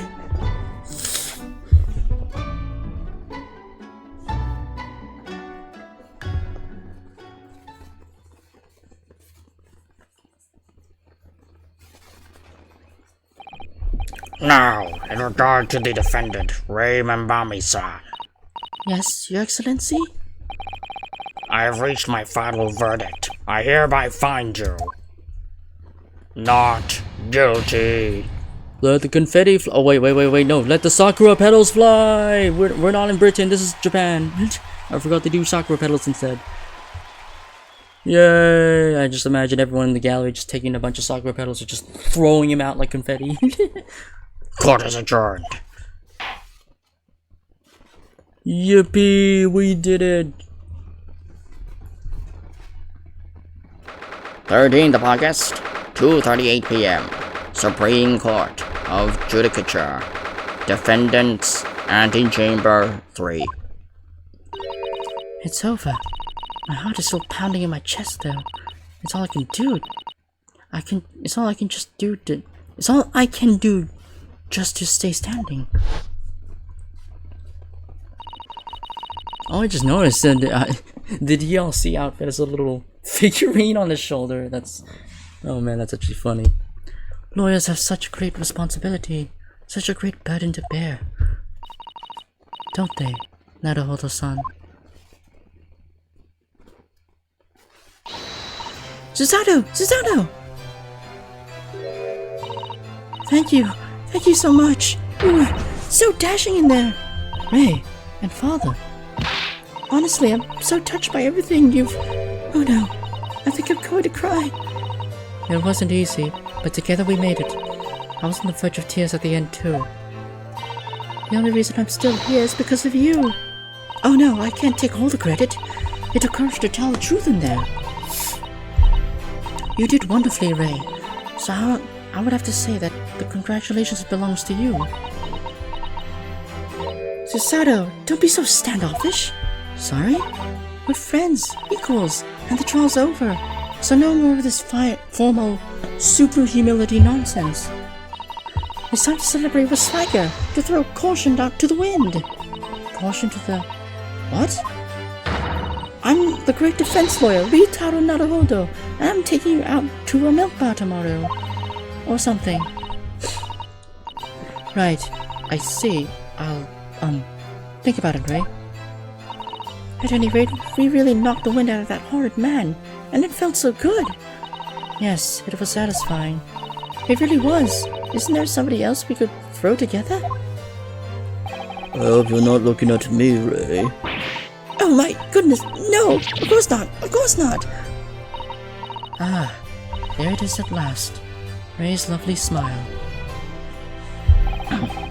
You fought for your friend to the very last.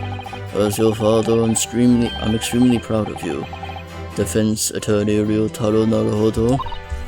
Thank you, but I couldn't have done it without your help. Anyway, it's time to bid farewell to Ryutaro, I think. I shall miss him in a way, but it's back to Susato Mikotoba now. So, I'll never see him again then. What a terrible shame. What? Who said that? Oh. Oh yeah. Oh, they just heard that.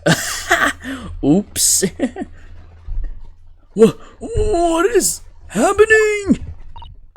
Ah, so Seki-san and Inspector Osanaga. I do hope you've been keeping well. Is that really you? Yes, I had to change my appearance for, well, obvious reasons I hope, but it's me, Susato Mikotoba. I don't know. So dashing. So dashing, so divine. No! Totally dashing, yes, and devilishly divine. Just look at you. I had no idea, Mr. Sato-san Esquires, that you were the look of Naruto-san Esquire's cousin. Astonishingly astounding Ace Attorney. Hey, Ace Attorney, that's the game. Poor Saseki-san, so confused. I still remember the first time I ever met him. He was in a prison cell in London. What an extraordinary conundrum that it was that the unwitting student from Japan found himself embroiled in. But after Naruhodo-san's skillful defense at the Old Bailey, Soseki-san was free to return to Japan. And now he seems to have earned himself a great fame as an author. I'm stunned. That's a truly impressive disguise. Even I had no idea, and I'm a chief inspector at the police bureau, who came up with Mr. Turtle no less. I'm not sure you should be admitting to that, Inspector. Amazing. You're a woman of many faces, I see. Just two, really. And this was a once-in-a-lifetime event. I hope. Oh. I'm not a patch on you, though, Inspector. Well, I am a professional, of course. I do worry about Inspector Hosonaga sometimes. I really do. 9 months ago, when he appeared here at the Supreme Court to testify, he was undercover, disguised as a head waiter of a restaurant. And then on the steamship to Great Britain, of course, disguised as a sailor to keep us safe on the journey. Though that didn't help you, did it, Kazuma-sama? From my perspective, I have to admit that I have mixed feelings about all this. I mean, now the truth has been lost forever. What do you mean? I'm talking about the murder that the Englishwoman committed at the end of last year.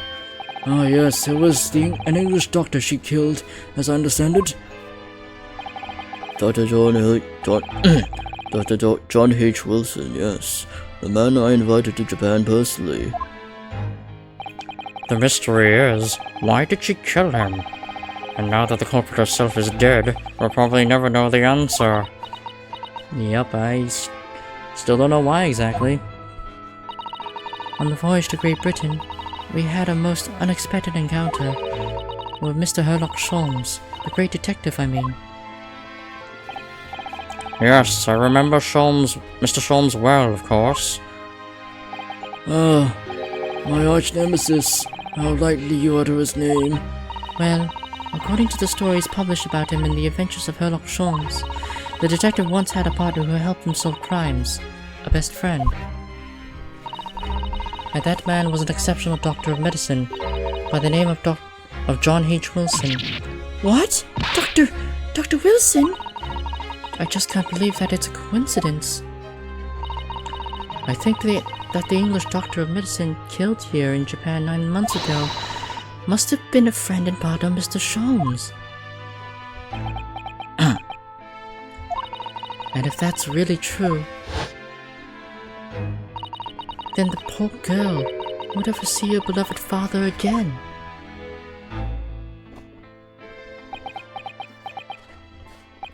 As you know, I traveled to Great Britain once myself to study. It was around the time you were born. Yes, grandmother told me about it. On returning to Japan, I took up my professorship at the Imperial Yume University, but I also serve another role, as an advisor to the government on diplomatic affairs. Yes, I was aware of that as well. In that case, I'm sure you understand that there are some confidential matters I cannot divulge to you. So he may know more about the situation?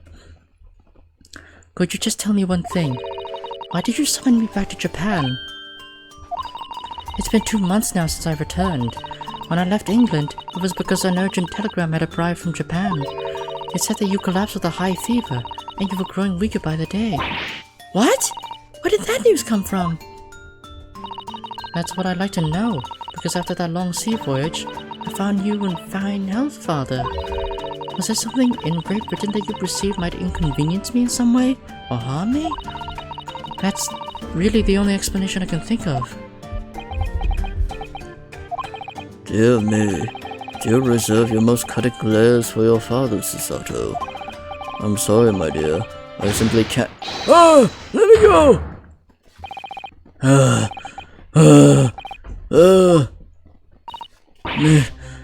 Manny Memo-san. So, one throw wasn't enough for you? I got one last thing to say to you before they take me away, Professor.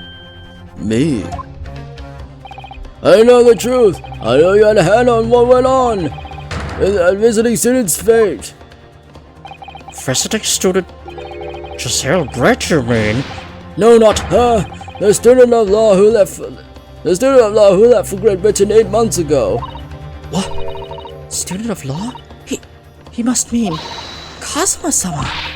What are you talking about? What does this have anything to do with Kazuma-sama?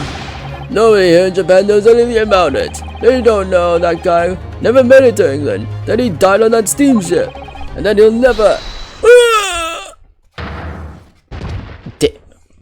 The judge? Well, I didn't expect to find him in here. Damn, Judge, I didn't know you have the moves on you. Also, I wasn't expecting the judge to be in a full 3D portrait like this. What were you officers playing at? Terribly sorry, Your Excellency. Damn, I didn't know the judge was capable of martial arts. I was coming to tell you that the rickshaw has arrived. Yuzhin. And it's a good job I came by. Yes, thank you for dealing with him.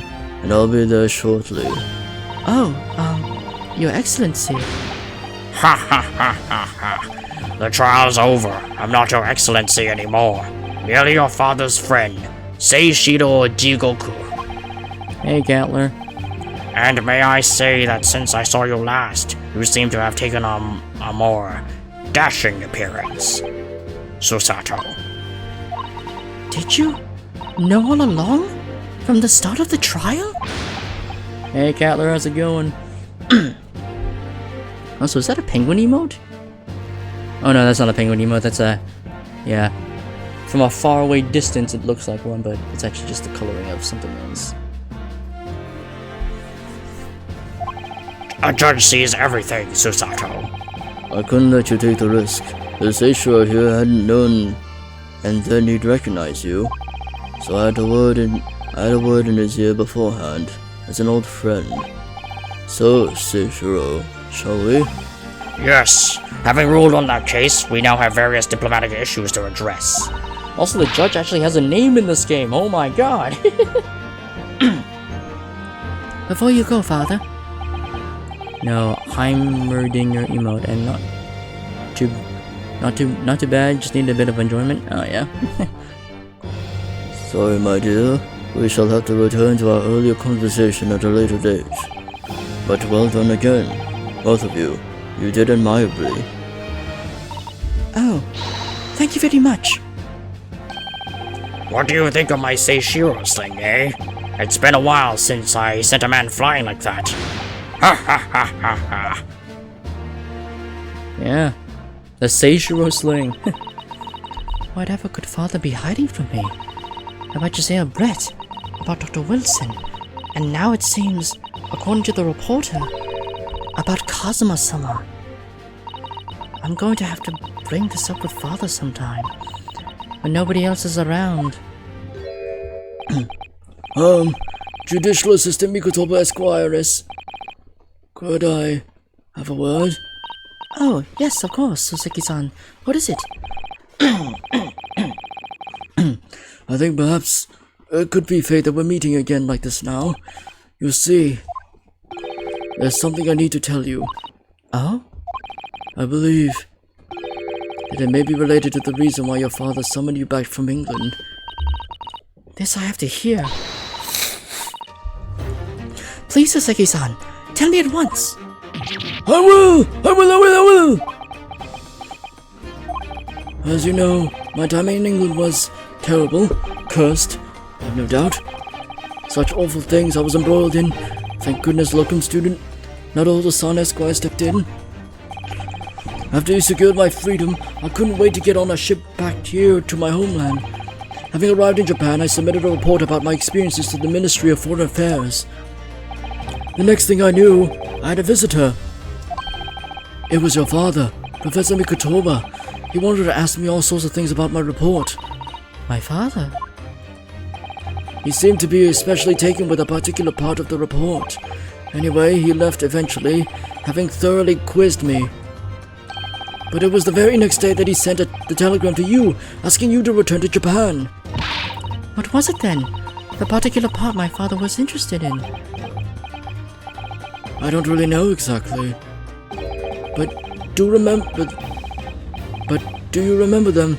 Those two terrible cases I was caught up in? Of course, I could never forget. Your father seemed to be concerned himself mainly with the second case. The second one?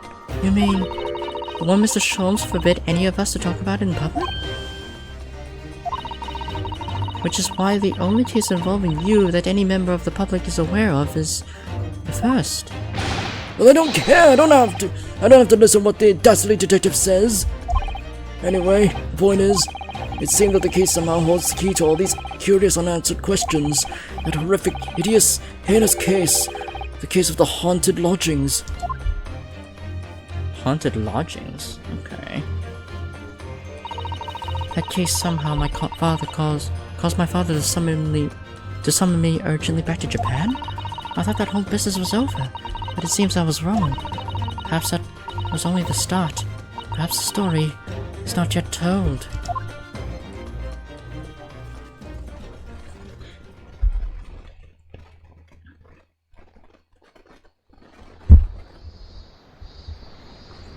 So, the mystery of that English woman's death is solved, thank goodness. And having stood in the Supreme Court now, I think I can comprehend a little better.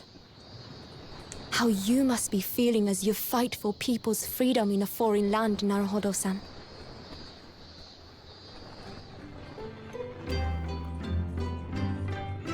But actually, I'm writing to you today because of another matter.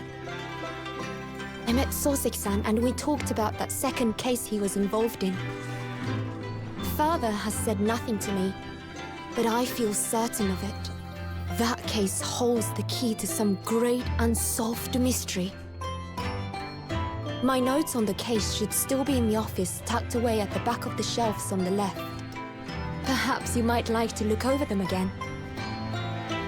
Today, for the first time this year, it feels as though summer has arrived. The sky is a brilliant blue. It makes me long to see you again. Yours, Susato.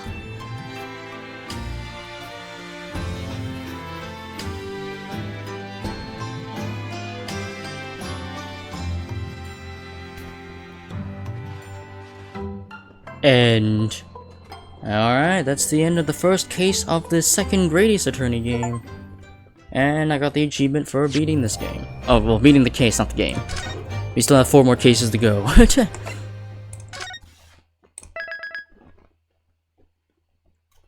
The Memoirs of the Clouded Kokoro. Okay, then. Well, so far... yeah, because I did start...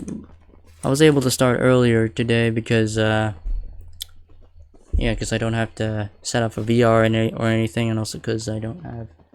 yeah, I was lucky to have a clear schedule for today. I think I might be able to just... yeah, I think I might be able to actually, do more in the stream now. For this stream, so... and to also, make up for, missing out on Saturday. Although the circumstances were out of my control, so yeah. There we go. Episode 2, The Memoirs of the Clouded Kokoro.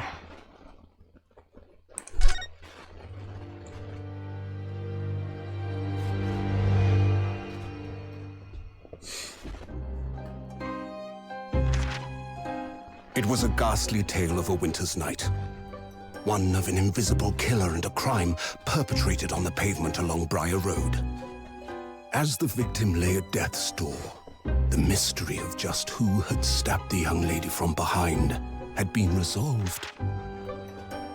But no sooner had my friend saved that Eastern Exchange student from his harrowing plight, then in the dim, flickering shadows of gaslight did a second bizarre crime rend the stillness of that very night. I dare say most can still recall the sensational headlines of the day. Haunted apartment of death, the condemned criminal's curse, the dread demon of coal gas. Yet, though the great detective had at once discerned the truth upon his arrival at the scene, it only proved to be the overture that announced the rising of the curtain on a most tragic play.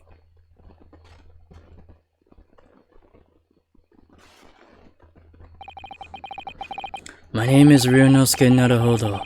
I'm a fledgling lawyer, just starting out on my journey. 6 months ago, I arrived as a visiting student of law, having made the long voyage across the sea from the Empire of Japan to here, London, England. And on the way, in quite extraordinary circumstances, I made the acquaintance of a world-famous detective. Currently, I reside in the attic of the detective's own lodgings, from where I run my legal consultancy of sorts. I've successfully defended a number of clients in Britain's highest court, the Old Bailey. But since a particularly grueling and unforgettable legal battle 4 months ago now, I haven't returned to the courtroom. In truth, I lost my right to return. But that epic trial was just one small part of an epic tale. A tale which was now about to awaken from slumber. Thanks to a letter that arrived this morning from my homeland. Yep, Susato's letter. Ugh. What a delicious smell wafting up the stairs. Must be nearly time for breakfast. I better go down to Mr. Schultz's suite and say good morning to the great detective and his flatmate.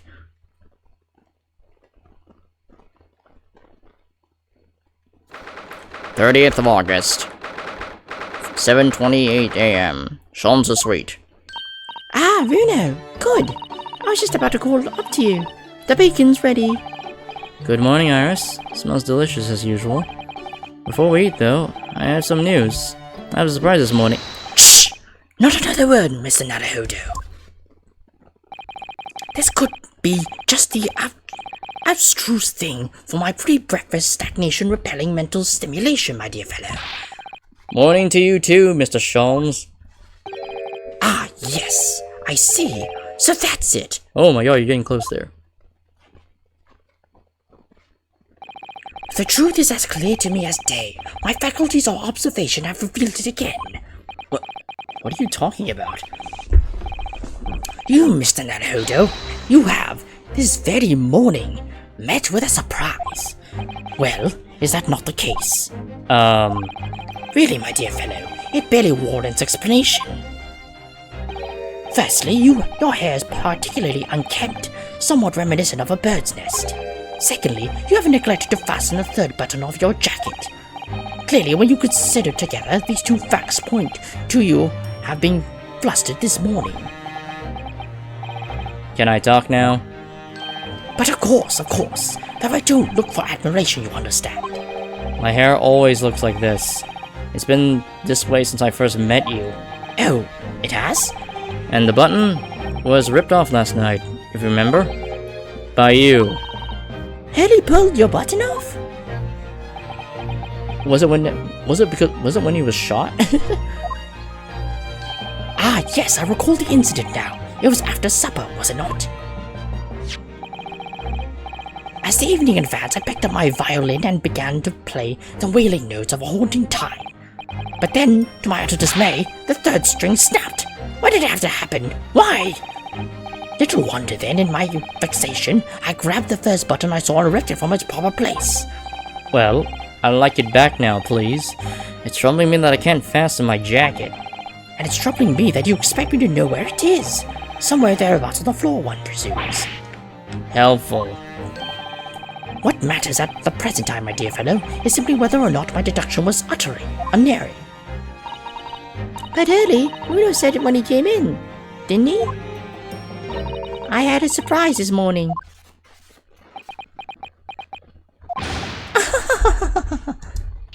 Well, that really is a surprise. Yes, this man is the pride of the British Empire, the famous consulting detective Mr. Sherlock Holmes. There can't be a single person in the world who doesn't know his name. Alright then, enough of this silly conversation. Come on, come and eat this bacon before it gets cold. And I have a new herbal tea for you to try too. My latest special blend. And here we have Iris Wilson, Mr. Sholmes' lodger and companion, a truly exceptional young girl, who is the author of a highly successful serialization here in London. Yes, The Adventures of Sherlock Holmes as published in Rance magazine. So, Mr. Naruhodo, why won't you put us out of the misery? Out of our misery? What surprised you this fine morning? Ah, well, I received a letter from Japan. Oh, from Susie, you mean? Was it? Really? That's right, and she has some rather startling news, in fact. Ah, intriguing indeed. You must tell us all about it over breakfast. Oh yes, what fun.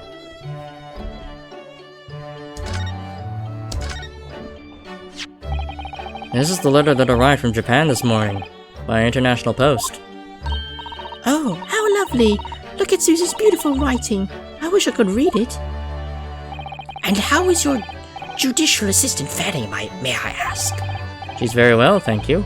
In fact, according to what she's written, she's actually appeared as a lawyer at the Japanese Supreme Court and won a case. Ah, really? Oh, isn't she wonderful? A cut above your good self, my dear fellow. I've won cases too, you know. Apparently Miss Natsume appeared in the trial as well, as a witness. Natsume. No, I don't recall that name. Of course you do, we helped that man. Twice. You know, in those 2 cases that took place on Briar Road 6 months ago. Ah, the moustache-twitching man with the somewhat feline eyes and the mustache. He didn't have 2 mustaches, Hurley.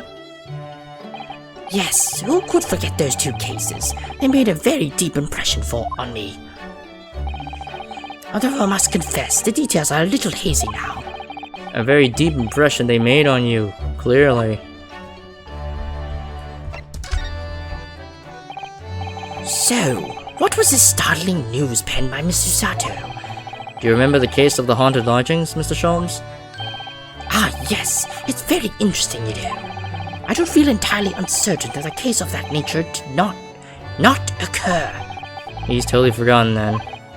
Anyway, in her letter, Miss Susato asked that we read over her case notes again and investigate further. Though it took place half a year ago, for what purpose? Because of something that Mr. Natsume said to her, apparently. He suggested that the real reason why she was called back to Japan so suddenly might have something to do with the case of the haunted lodgings. Oh?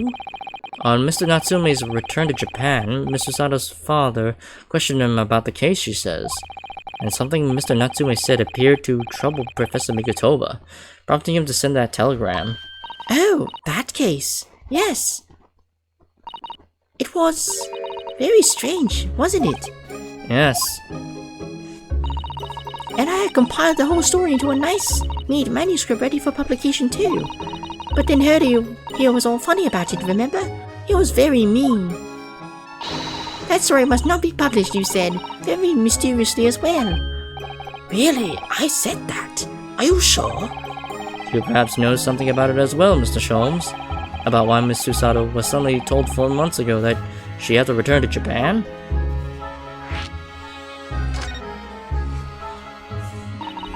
It's been 4 months now since we raised Susie off at Dover. It was such a shock, wasn't it? Or was she just suddenly announced that she had to go back to Japan? Indeed it was, due to a telegram she received from her homeland, I believe. That's right, telling her to return urgently. Yes, because her father had passed away. No, she said he was suffering from a high fever, the cause of which was unknown. He's not dead. But according to this letter, that the news about her father's fever was just a ruse. A ruse? So Susie's daddy lied to her so that she could make the voyage back home? Why would he do that? I have to admit, I have absolutely no idea. But she believes it's almost certainly related to the case of the haunted lodgings.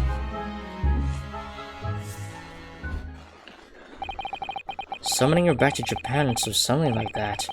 I wonder what Mr. Sato's father is hiding. Hurley, do you know what it's all about? Oh, he's already in his outfit. Ah, well, who can say? What? But you said... Please, I have engagements, my dear fellow. My calendar is quite surprisingly full today. And a stringent analysis of the matter would be excessive, I feel, even if I were quite at leisure. So, Man the fort in my absence, won't you, Iris? I will, Hurley. Don't worry. See you later. He just left. He scuttled off rather quickly there. I think perhaps Professor Mikotoba isn't the only person hiding something here. Soseki-san was involved in 2 cases, but only one of them was forbidden from being published. By, of all people, Mr. Sholmes. Aha! I found them at last. Iris, are they? The notes about the case. That's right. Susie and I compiled them together. The case of the haunted lodgings. Do you want to read them, Runa? Absolutely. Thank you, Iris. I have no idea what secrets could still be hiding in the shadows of this case, but perhaps if I read over the notes again, something might come to light. That's the spirit. And so, Iris and I decided to read over the case notes again together. Everything from what happened to our investigation and that fierce battle in court that followed. Reliving every detail. I just need to find a clue. And I have all the time in the world. Because, of course, I'm no longer allowed to practice law in the courts of Great Britain. Yeah, he got disbarred after that last case. Yup, it turned out exactly as how I thought. Yeah. It was 6 months ago. A mysterious incident that unfolded on the wintry streets of London. Oh, okay, so he's referring to that case. A young woman was found lying on the snowy pavement of Briar Road with a knife in her back. Fortunately, her life was spared, but she was unconscious for several days following the incident. The fog was thick, and nobody saw her attack her, but by a cruel twist of fate, a visiting Japanese student was walking behind her at the time, and was duly arrested. That man was Soseki-san, and the man who was affected his arrest was Mr. Sholmes. Believing in our compatriot's innocence, Susato-san and I decided to represent Soseki-san in court. And, after a grueling trial and many twists and turns, we finally managed to prove his innocence. Joyful, joyous, jubilant, jubilation! Was the man's reaction after the trial, but his jubilant jubilation was short-lived. We received a telegram from Mr. Sholmes the following morning. The victim of the Briar Road stabbing has regained consciousness. Hurry to Bart's at once. So Susato and I summoned a Hansen and headed immediately to the hospital. Okay, so these are parts that weren't shown in that previous case. Okay. 21st of February, 5:30 a.m. Sir Bartholomew's Hospital, Recovery Ward. There's a rat over here. There you are at last. Good morning, Mr. Sholmes. I think not. Oh. You're late! Why did it take you so long? Your telegram only arrived at 5 o'clock, Mr. Sholmes. And it's a 20-minute ride to the hospital. That's right, and it's 5:30 now. I think we made a very good time. The time is utterly irrelevant. The fact is, I've been waiting for what felt like an eternity. In point of fact, I myself was awoken at 4 this morning by a telegram boy. And feeling it was somewhat unjust that I alone had been roused at such an hour, I sent one to you. Well, thanks for that. Anyway, you're here now, so the victim is over there. She's only just regained consciousness. Oh, there she is. Miss Green. You should introduce yourselves, and I shall observe from here. Yeah, so this was back then. So that's the lady who was found on the snow-covered pavement with a knife in her back. Her name is... Ah yes, here we are. Miss Green. Also, what the fuck is a rat doing here? It's a mouse, Mr. Naruto. An enormous mouse. Huh? Vermin in a hospital? That doesn't seem the best. It looks like a very healthy specimen, doesn't it? It's very plump. Oh, is it her pet mouse? I'm not sure we can say that's down to the excellence of this facility, if that's what you're thinking. Oh, wait, no. Yeah, let's talk about. Good morning.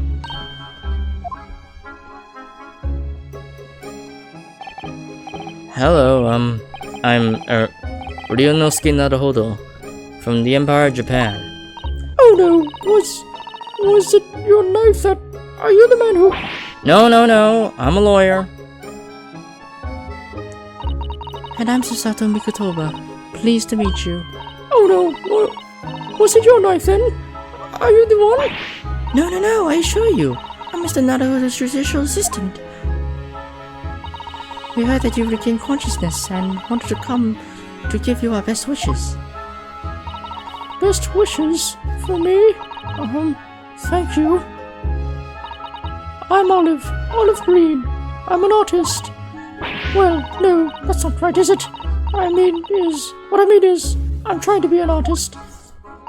Well, what I really mean is, I desperately want to be an artist. But the truth is, I don't have any talent. I know I don't. It's no wonder I was stabbed at the back. I don't think that's related, actually. Gosh, this young woman seems to be bent over backwards to put herself down. Seeing as we're here, we should ask her about what happened from her perspective, I suppose. To suddenly be struck in the back by a blade as you were walking along the pavement. What a terrible experience you had, Miss Green. It was so cold that day, and the fog was so thick, I couldn't see a thing. That was 4 days ago now, I think. Is that right? Yes, that's right. I'm afraid you've been comatose all that time. But the case has been solved, hasn't it? And I've been here in the hospital, I mean. Indeed it has, my dear madam. Spectacularly, by none other than I, Herlock Sholmes. Mr. Sholmes, as you well know, it was Mr. Naruhodo's hard work in court that solved the case. Oh, oops. Oh, I hit the button on accident. Are you yet to hear what happened, Miss Green? Yes, I'm afraid so. A gentleman from the police force is supposed to be coming in to fill me in shortly.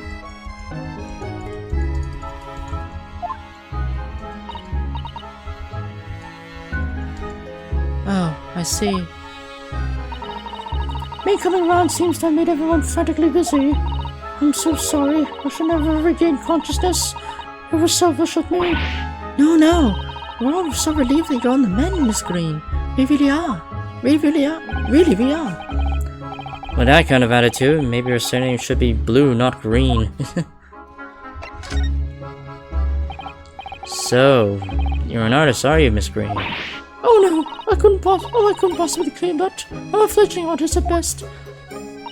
I mean, I'm a student of art, really, at Thorndike Academy of Fine Arts. Oh my, an Academy of Fine Arts. Great Britain is such a wonderful country. Tell me, Miss Green, do you live hereabouts? Oh no, actually, I don't deserve it, but I have a little flat on Brixton Road. I see. How very interesting. Oh no, is it? Brixton is some 10 stops away on the underground from here, and Thorndike Academy is a mere 3-minute walk from Brixton Town Centre. Does that matter, Mr. Sholmes? Perhaps not, but Briar Road is a far less salubrious part of town by comparison, brought in by those inferior means, including the maleficent Mr. Moustache. Inferior means? I suppose Sasaki-san does fit the bill. It struck me as somewhat out of ordinary for a young fine arts student to be walking in such a district. That's all. What's this? She's suddenly clammed up. Mr. Sholmes, you should be ashamed of yourself, prying into a young maiden's private affairs. Oh dear me, do forgive me. If you don't mind, I'm being discharged shortly, so I need to pack up my things. Oh, yes, of course. We won't keep you. Thank you so much, Miss Green.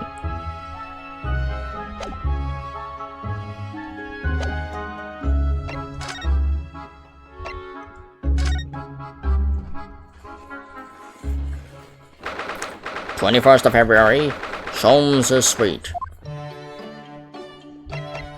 What?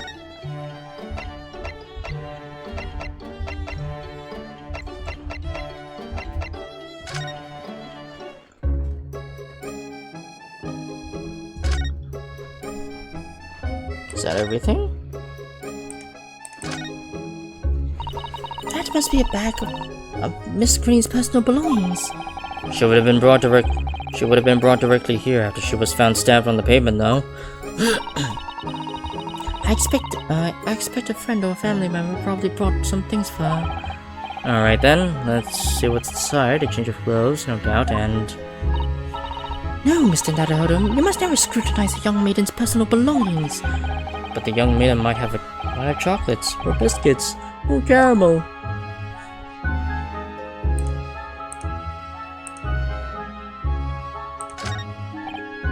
Ah, this looks like the patient's treatment notes. Let's see. Do not feed. What is this place, a zoo? You know, I seem to remember seeing an almost identical sign in our local park. For the pigeons, yes. This is a person. Poor woman. I hope she hasn't read this.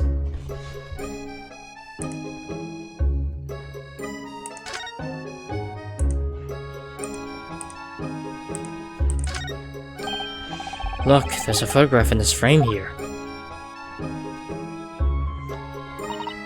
Oh yes, it's a picture of a young gentleman. He looks to be about the same age as Miss Green, I would say. Perhaps this young woman's special someone, do you think? Okay. Alright, be right back.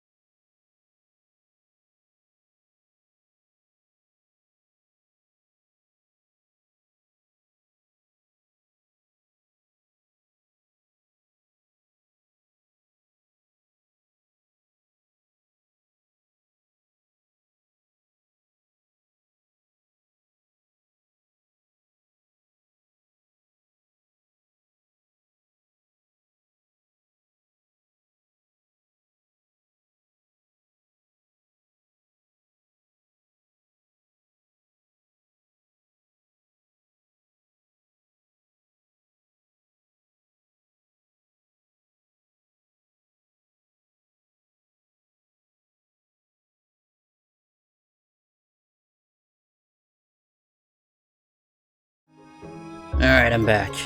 Oh, hello. Hey, Ricky. I think that's Ricky. Yeah, that's Ricky. My, Mr. Naruhodo. I didn't know you had a sense for matters of the heart. Not in the least. I sincerely said the first thing I thought of. Okay, I was supposed to examine some things in the scene. Oh! Is there a Mr. Narrow Fodder here? Mr. Narrow Fodder? Narrow fodder now? Well, if you're looking for Naruhodo, the lawyer, that's me, but... Ah, Mr. Narrow Fodder, good. This is for you. It's a message from Mr. Saucy Nutmeg. Mr. Natsume? Is it a message to me? Saucy Nutmeg? Oh my god. But why would a policeman be delivering a message from Mr. Natsume? Exactly. What's going on? What's a Scotland Yard constable doing playing delivery boy at this time in the morning? Ah, what are you waiting for? Let me see that. Oh.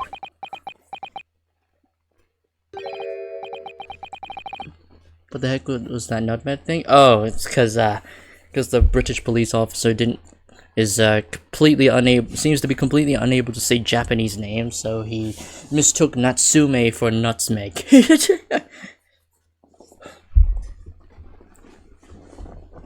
Well, this is most unexpected. Is something wrong, Mr. Sholmes? There's something wrong, Mr. Sholmes, he says. Have you not seen this note? No, how could I have? It would seem that London's criminals have no intention of letting the great detective rest. A new case calls. A case of murder, no less. We must depart at once. Murder? Call a cab. Time is of the essence. But the trouble is, we've yet to read Mr. Natsume's note. I was thinking we ought to pay him a visit in his lodgings once we did. That will be entirely convenient. Convenient? What do you mean? It's all here in the note, my dear fellows. The murder we must investigate took place at Mr. Moustache's lodgings. Wait, what?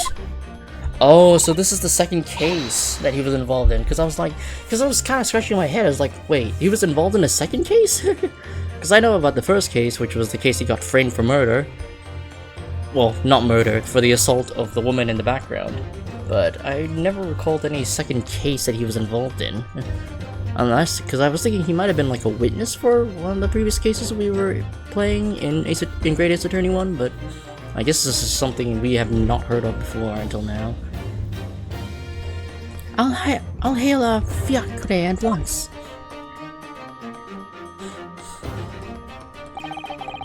It was only yesterday that Saseki-san was in court, and we were dispelling doubts about his innocence.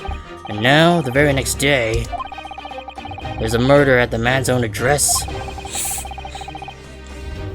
Also, what happened in the end of that other case? I don't think I was here for that ending. Did you get to it yet? Are you talking about the final case of the previous game, or you're talking about the previous case I just completed, like a few hours ago, or like an hour ago, technically? He may very well be the unluckiest man alive, or so it seemed to us at the time, but we were soon to discover it was worse than we thought. The one that had the poison? Oh, yeah, we solved it. Yeah, we solved it. Yeah, we solved it an hour ago. Yeah, it was, the culprit was a journalist who stole poison. Yeah, it was a journalist from Shoyu News. It was, his name was Raiten, Many Memo. He was a journalist. And, yeah, bro was sus to begin with, yeah. And how he killed the British woman was, he stole poison from a laboratory, hid it inside of his ink pen, and then, yeah, by hiding it inside of his ink pen, so that way the people who were patting him down wouldn't really think he stored the poison inside of an ink pen. And, he poisoned the woman's drink, She drank it, and then while he was in the middle of spying on her through her reed woven hut, he heard the poison had unique properties that could easily be traced back to the university's lab because of how unique the poison is, because it was a secret poison being developed by the government, presumably, according to rumors. And so he was like, oh shit, maybe if I kill the British woman now, her death would would straight up prevent her from exhibiting any particular symptoms that are unique to the poison. But clearly, it didn't work, because the pupil constriction symptoms were in effect by the time she drank the poison. So yeah, he fucked up there big time. And then it turns out, and then we learned that the motive behind the murder was because of the fact she's getting away with a crime that she committed in the very first game of the last, the very first case of the last game. Because she murdered a medical professor, but we don't know why she did it. We have no idea why she did it because, well, she's fucking dead and nobody got the information out of her. And also because of the fact that Giselle Brett, the British woman, she for some reason, as a criminal in Japan, has the right to basically walk away from this and basically with little to no incarceration and no incarcerative methods on her. She was just allowed to basically go chill out at the beach on like a day before she was to be deported from the country. And it was because for some reason the British Empire has been putting pressure on Japan not to treat her like she's a criminal, a prisoner. Which is weird because it was already proven in court that she straight up killed the person, poisoned the guy, and then shot a bullet into the guy's corpse just to throw people off. So, yeah. So and the reporter was not happy about that. So he thought because of that, the Japanese government is unreliable when it comes to prosecuting foreign criminals who were committed on crimes on the Empire soil, so he took it into his own hands to kill her. After also briefly interviewing with her, asking about how she felt about everything, and the woman simply responded with, well, in layman's terms, Japanese suck. You Japanese suck and British better.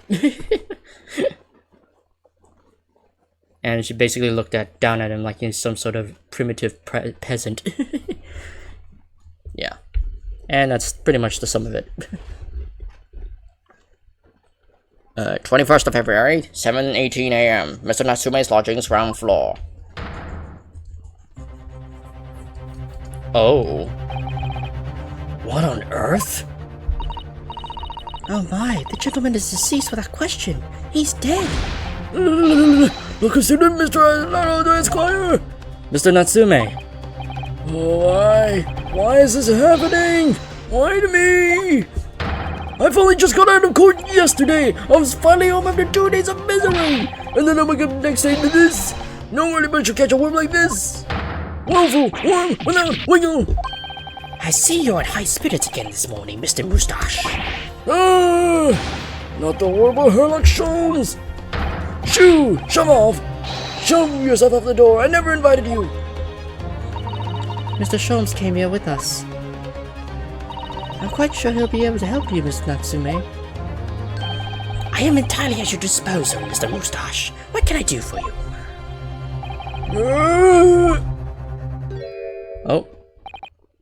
Oh wait, no, this takes place before the final case of the last game, so he's not. So Gregson hasn't been taken off duty as a detective. Here they are, already, the busybodies. Ah, Inspector Gregson. What a pleasant surprise. Pleasant, is it? Gives me a heartburn every time I see your face at a crime scene, Sholmes. Ha! I deduce, Inspector, that your heartburn is a result of your excessive consumption of fried food. Good morning, Inspector. This is a crime scene. Don't you go touching anything. Or good morning to you too, sunshine.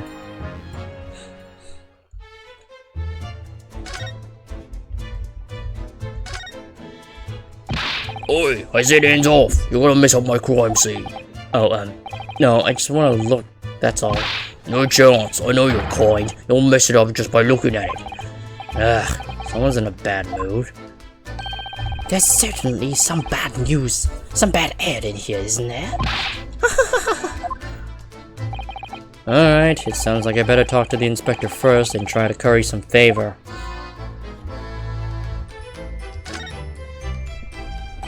So, Inspector, what was the victim's name? Who was he? Mr. William Shakespeare.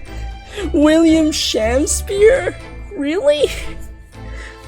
Okay. It was a lodger here. As you can probably tell, he was an actor. Bit of a dead loss as it happens, or just dead. Mr. Shakespeare? It was the landlord of old Mr. Gallatin and the other lodger, Mr. Natsume, who found him.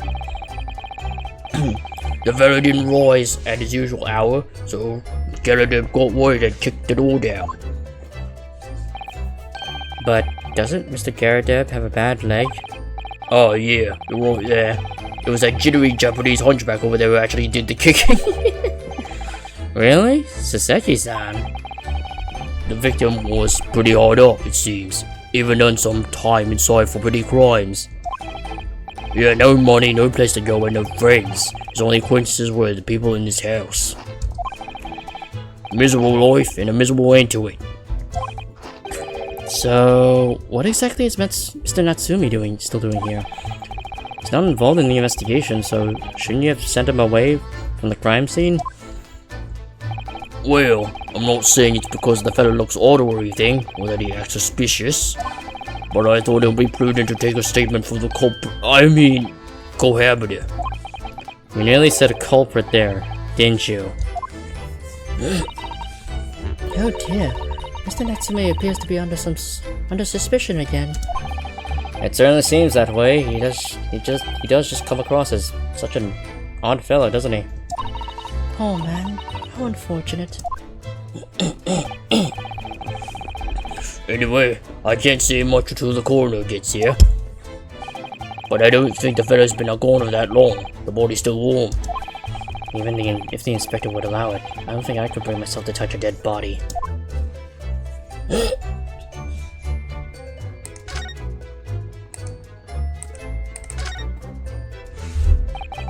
What a terrible thing to have happened.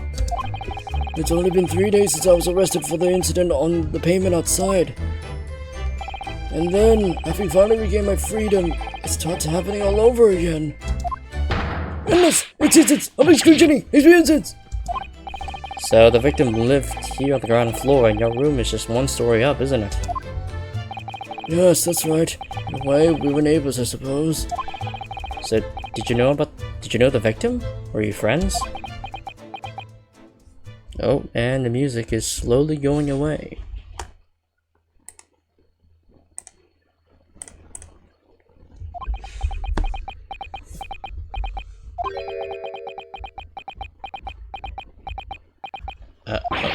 What's the matter with Saseki-san now?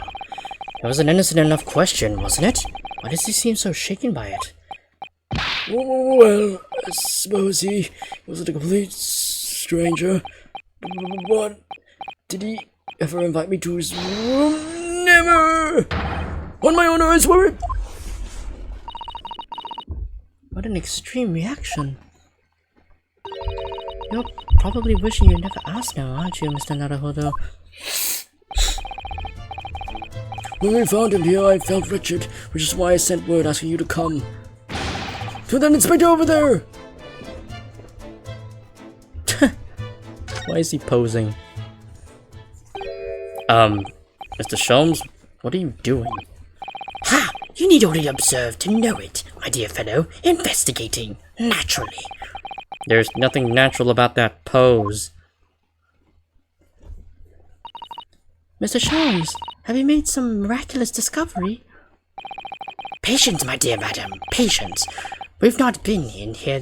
We've not been here in this room 5 minutes. So far, all I managed to deduce is what actually happened. My goodness. But isn't that everything we need to know, Mr. Sholmes? Now that you propose the idea, I believe one could indeed see it that way. At the present time, I have managed to draw two incontrovertible conclusions. The first, that there was a physical struggle here last night in which the victim fought for his life.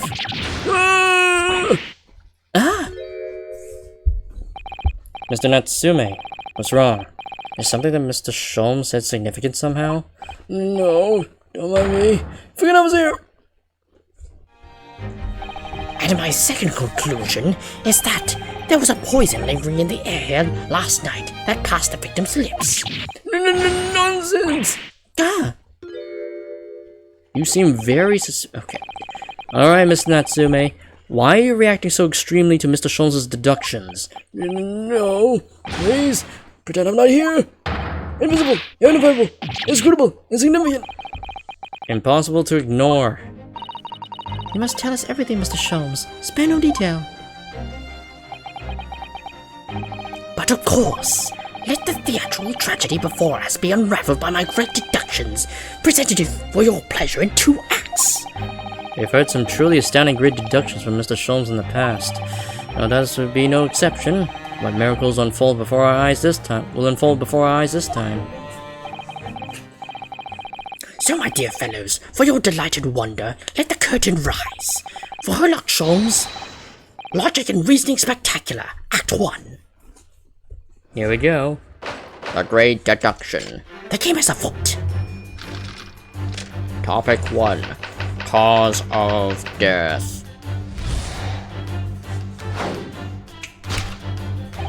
Careful observation of the victim reveals us to the events that transpired in this disconsolate room last night. Foam at the mouth of the deceased clearly indicates the use of poison. Next to the victim, we notice a large dining plate, which contains, as you will observe, 1/2 of a sizable bar of soap, meaningful, indubitably. Why is the soap set so purposefully upon the dish, like the victim's last supper, in fact? Yes. Could it be that the man was about to eat it? Of course, the fork reveals the answer. It appears that the young man's appetite was his undoing. Taking up his arms in the form of his cutlery, the victim engaged in a deadly battle for his life. Yet the struggle against his hunger was in vain, for in the end, he couldn't resist devouring the slippery feast. But the London's foul soap is besmirched by foul poison. Yes, the victim's life was claimed by poison and tainted by the contents of the plate. The soap and the lather about the young man's mouth are too perfectly matched to ignore. The cause of death was clearly intoxication due to excessive ingestion of foul soap. Though personally, I'd have a greater interest in the taste of foul candle wax, of course. Conclusion. Poisoning from soap ingestion. Topic 2. Suicide or murder. The cause of death identified, we proceed to Act 2, where we ponder the next question. Was this suicide or murder? The audience will recall that the death occurred during the victim's last supper. Did the man dine and die alone? The single teacup suggests the answer. To draw a conclusion on such meager evidence would be foolish, however, certainly. The careful criminal could have absconded with his own cup to cover his tracks. Well, allow me to lift the veil of doubt, my dear fellow. Indeed, what reveals the answer, of course, is the broken lock. Though forced open now, at the time of the incident, this door was locked. And the sole key was in the victim's pocket. In other words, the victim consumed the poison. He must have been alone with his inferior soap, from whence wafted an inferior scent. And with that acrid aroma lingering in the air, the victim met his end in tragic solitude. We can take comfort in the fact that his soul was well cleansed on its way to the hereafter. Conclusion. No possible perpetrator present.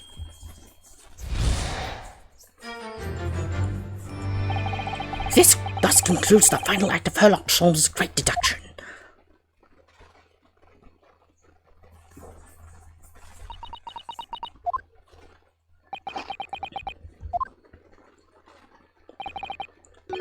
There's just one thing, Mr. Sholmes.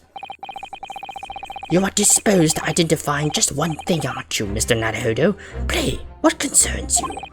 Well, no matter how hungry he was, do you really think the man would have eaten soap? It is quite apparent that this man had barely a penny to his name. It is a curious thing, but to one so destitute, soap can suddenly appear quite irresistibly appetizing. How extraordinary. In truth, I have tried a little soap myself in the past. You've eaten it, you mean? My dear fellow, it was some time ago now. My postulation was that it would cleanse my gut. And did it? As I writhed in agony on the floor and spilled the contents of my stomach. Yes, I believe it did. Oh my god.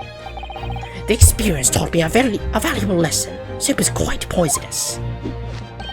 It has an unpleasant taste and leads to great discomfort. In summary, I cannot recommend it. Believe me, I wouldn't eat it even if you did. There's something that troubles me as well, actually. Oh? What's that? It's Mr. Natsume. Ah! I couldn't help noticing him shuddering and quivering out of the corner of my eye. Almost as if Mr. Schultz's deductions touched a nerve somehow. Nonsense. Well, that clenched teeth episode didn't last. Yeah. Okay. Alright, be right back.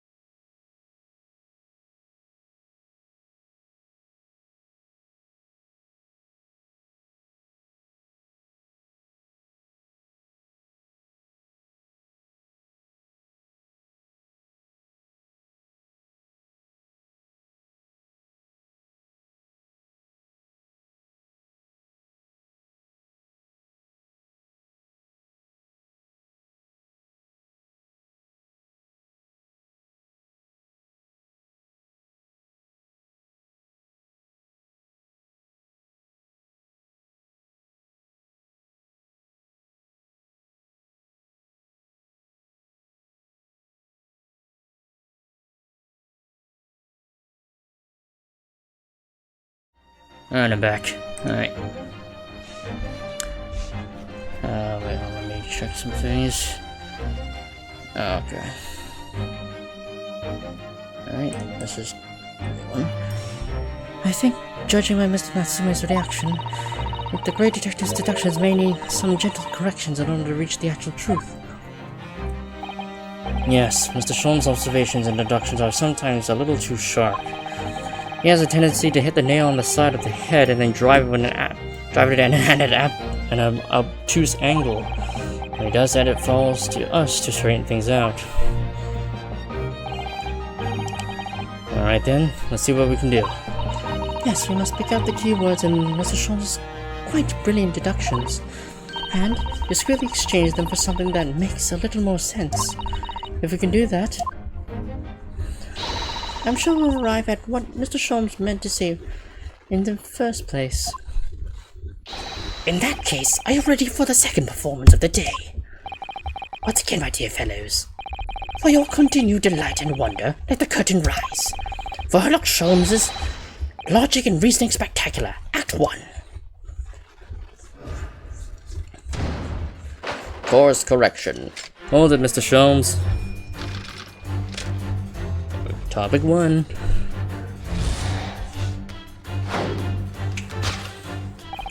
Careful observation of the victim reveals us to the events that transpired in this disconsolate room last night.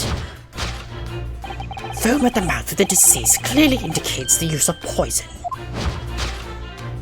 Next to the victim, we notice a large dining plate, which contains, you will observe, 1/2 of a sizable bar of soap. Meaningful? Indubitably. Why is this soap set so purposefully upon the dish, like the victim's last supper? In fact, yes. Could it be that the man was about to eat it? Of course, the fork reveals the answer.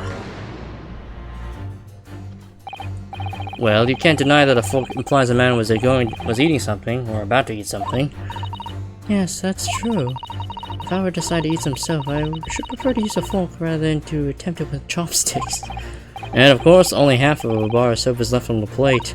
But there might not be some other explanation? Something material that proves whether or not the man really ate some soap.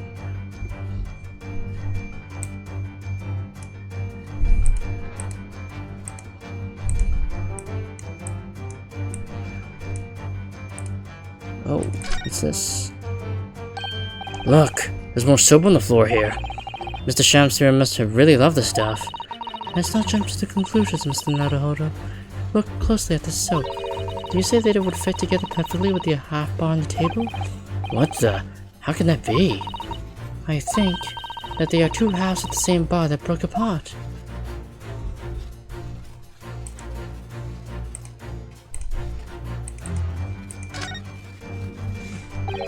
I suppose you eat the soap with a fork, would you? I don't think it's a question of which implement you'd use. You shouldn't eat soap, full stop. But then why? Why does the man have a fork in his hand? Oh dear. I understand your frustration, Mr. Naruhodo, but please don't take it out on me. The point is, if we decide the man used this fork to eat the soap, we wouldn't be changing Mr. Sholmes' deduction, so I really ought to consider some other clues. I think that's... okay, let's look at the teacup. Do you think he was drinking tea with his soap? The cup's empty, so there's no way of knowing. Ah, how about this for an idea? Perhaps the cup was full of water. He was dissolving the soap so he can gulp it down as much as possible? Please remember that he may not actually have been the soap of it that he's made out to be.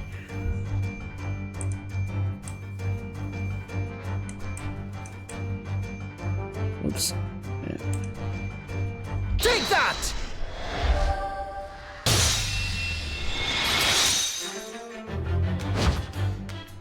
Oh, he's in his outfit now. Oh, it's a little mouse! Oh, okay. Could it be that the man was about to eat it? Of course, the other piece of soap reveals the answer. It being the other half of the soap on the table. In short, the victim was not eating soap at all. But it's obvious, really, for no death or hunger could drive any man to attempt to eat soap. Even I, with my unquenchable thirst for practical knowledge, took only a single bite. But that begs the question of how the man was poisoned, because there's no sign of any food on the table. An excellent observation, Mr. Naruhodo, and one that furnishes us with the answers we seek. For London's foul soap is besmirched by foul poison. Yes, the victim's life was claimed by poison that tainted the contents of the plate. Mr. Sholmes is still pushing the soap argument then. Perhaps he suggested the man licked the soap rather than ate it. If soap in London is that poisonous, I don't think I want to be washing my hands with it. But there are no signs of any food in this room at all. Of course, food isn't the only thing that passes people's lips, is it?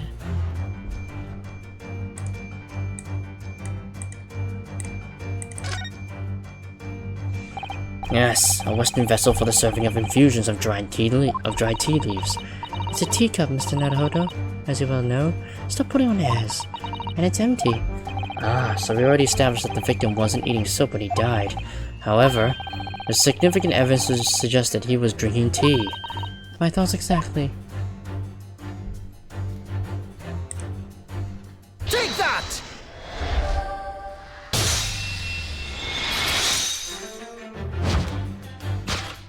Yes, the victim's life was claimed by poison that tainted the teacup. Indeed, cups have been the vessel of choice for passing poisoners over the centuries. And it would appear that this victim drank every last drop. There's no sign of food anywhere in the room. Which leads us to the immutable conclusion. The cause of death was clearly intoxication due to the ingestion of poison contained in this teacup. There we go. Poison in the tea. Sold. There we go. The cause of death identified, we proceed to Act 2, where we partner the next question. Was this suicide or murder? The audience will recall the death occurred during the victim's last supper. Did the man die alone? The single teacup suggests the answer. Ah, the Western vessel for infused hot drinks again. It's already featured heavily in our deductions so far. Yes, we can imagine that shortly before his death, Mr. Shamspeare was having a drink of tea. There'd be nothing remarkable about that. But what troubles me is Mr. Natsume's reaction when he heard Mr. Sholmes suggested. There's more to this deduction than it seems. We must closely examine the scene of the crime again for some more clues.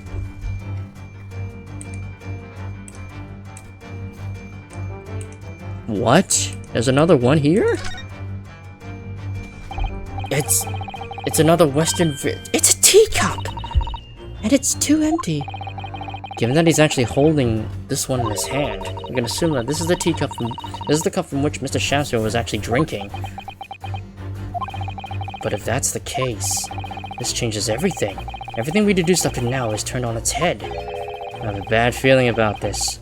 I almost don't want to say it. Yes, I know exactly how you feel. Take that!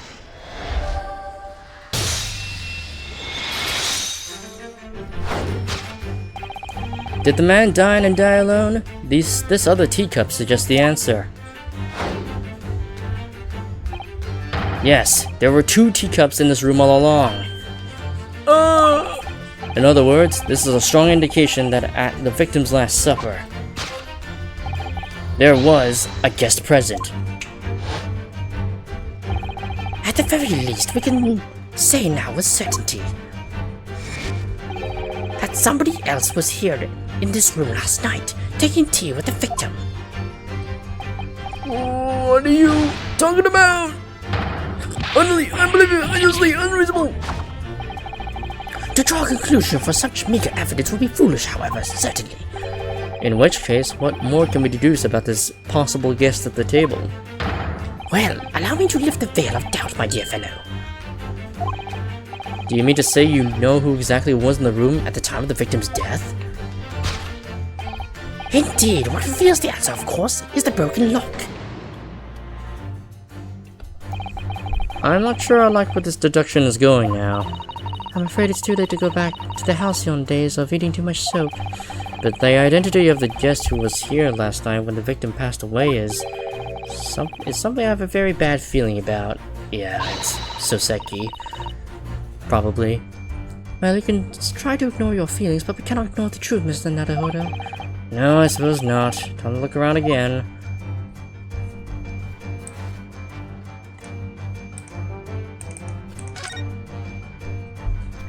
At first glance, it seems that the only things in this room are makeshift stages and the costumes. I overlooked these 3 books initially. I wonder what they are. Let's see.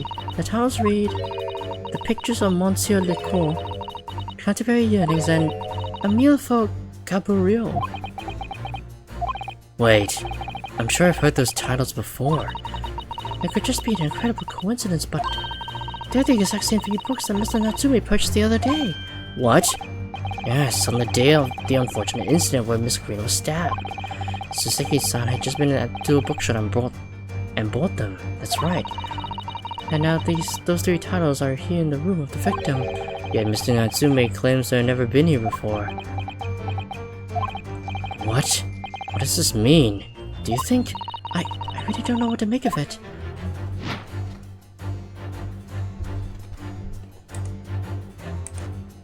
Take that!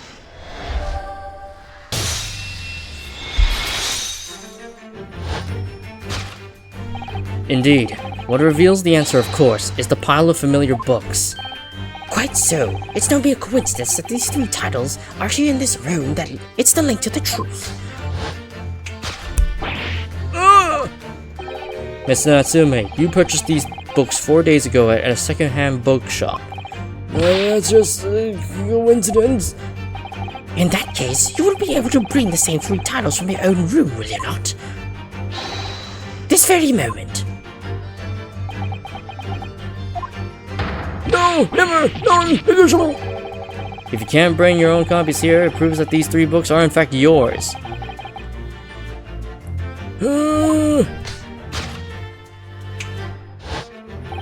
Having purchased the books 4 days ago and returned to your lodgings, you were arrested the very next day. So you could conceivably have brought the books here on that evening, but you never mentioned that. In other words, you could only have brought these 3 books here to the victim's room. It's going through all his poses.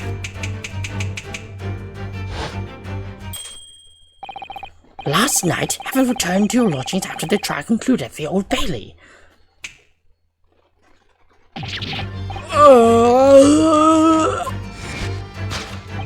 In short, there is only one possible conclusion. The victim died here in this room last night as a result of poisoning. And that same night, the victim had a visitor. And that visitor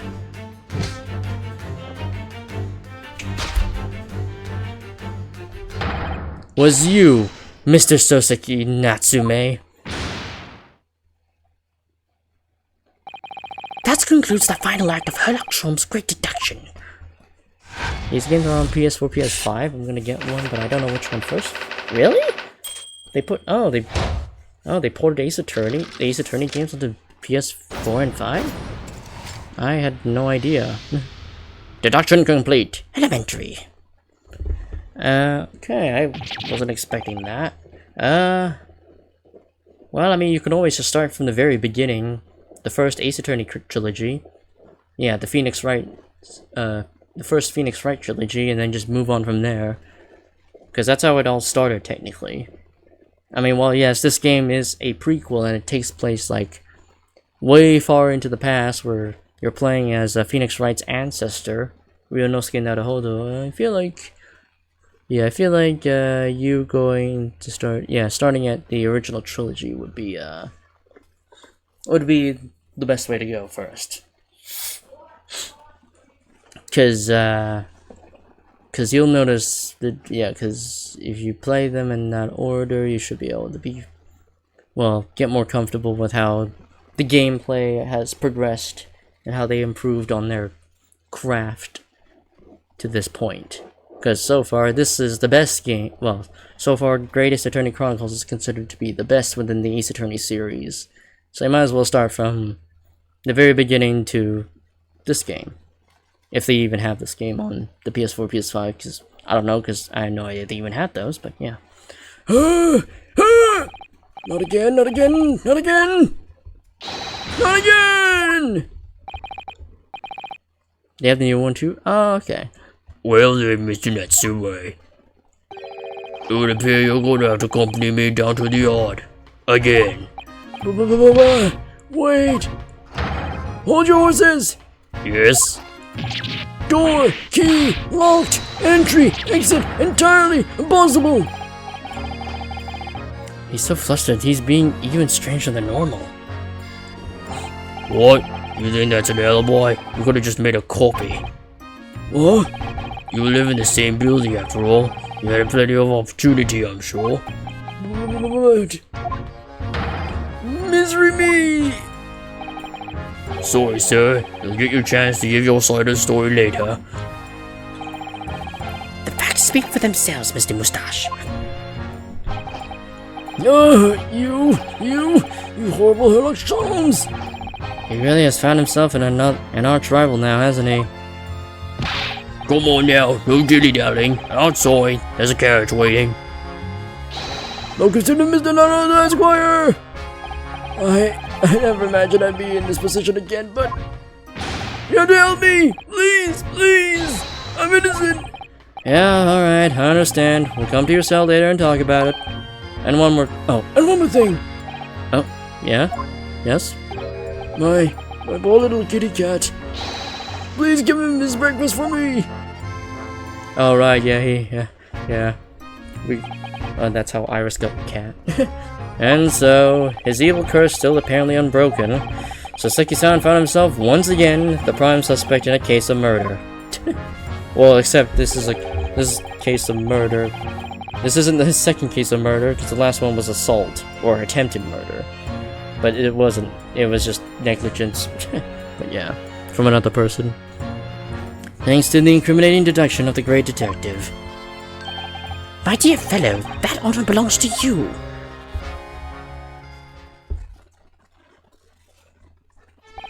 Well, at least that means Inspector Gregson is no longer here. We can examine the crime scene in more detail now. Yes, that's right. Ah, and of course. What? Have you forgotten what the inspector mentioned before? It was the landlord, Mr. Garadeb, who discovered Mr. Shamsphere. Ah, Mr. John Garadeb, yes. I expect we could find him in his sitting room on the top floor as usual. Right, we must remember to go out and talk to him later then.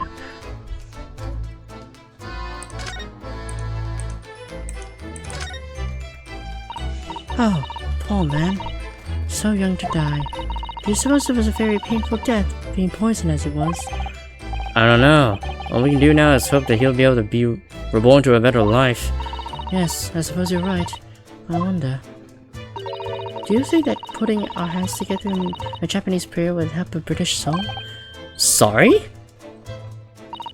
I made sure I had a reference that ready for just an occasion as this, actually. This book is entitled The Beginner's Guide to Praying for the Departed, the British Way. I'll just reread it now. One moment.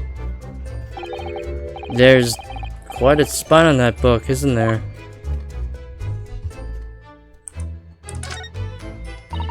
Ah, one of those teacups that Mr. Shamsphere as his guest drank from last night. But don't go drinking from them, Mr. Naruhodo. There's a bit of poison inside. I'm not planning on drinking any, don't worry. Anyway, the cups are both empty.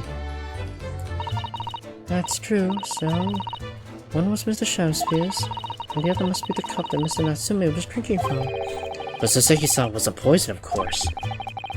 Perhaps we should take these so we can examine them in more detail later. Oh.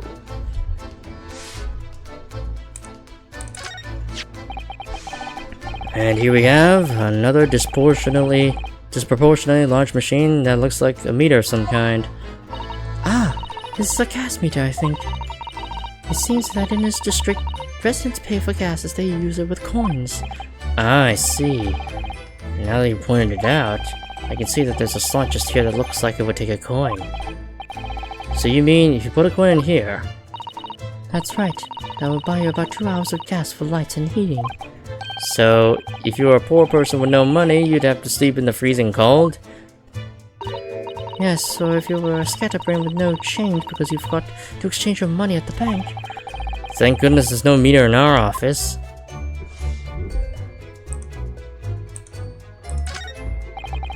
Look at these extravagant bright costumes. Somehow they look out of place in this room with its grim, shady going-ons. This one looks like a king's attire. A king? I always dreamt of being king. Oh, I think you'd be more suited to a feudal lord. A daimyo or such like.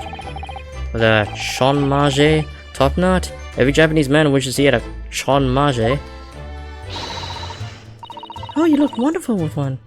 And you've already have the sword. Can you imagine what would happen if I walked around the streets of London with a chonmage and a sword? Or chonmage, sorry. Yeah, I never heard of that term before. There's not much on these shelves, is there? Just this wine glass and bottle. And both of them are cracked. Yes. Not much use, are they? What's the matter? Oh, I was just reminded of the Reaper, that's all. Prosecutor Lorne Von Ziegs. Yes, he's so reckless with his wine glasses. I was thinking it's a waste, and that he should donate some to the needy. You can suggest it next time we meet.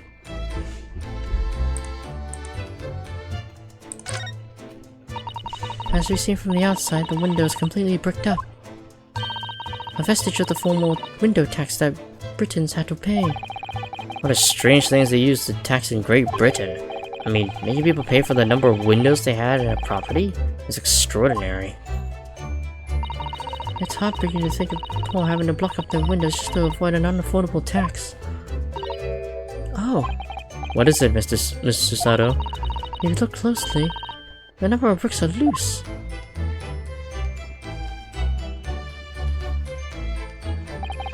Oh yes, it looks as though an amateur had broken out a few of them just here. Was it Mr. Shaftesbury who did it, I wonder? Being the lodge renting this room. Wow, look at this, Mr. Naruto. On the outside, there's a little ledge. And there's something on it. What? Outside?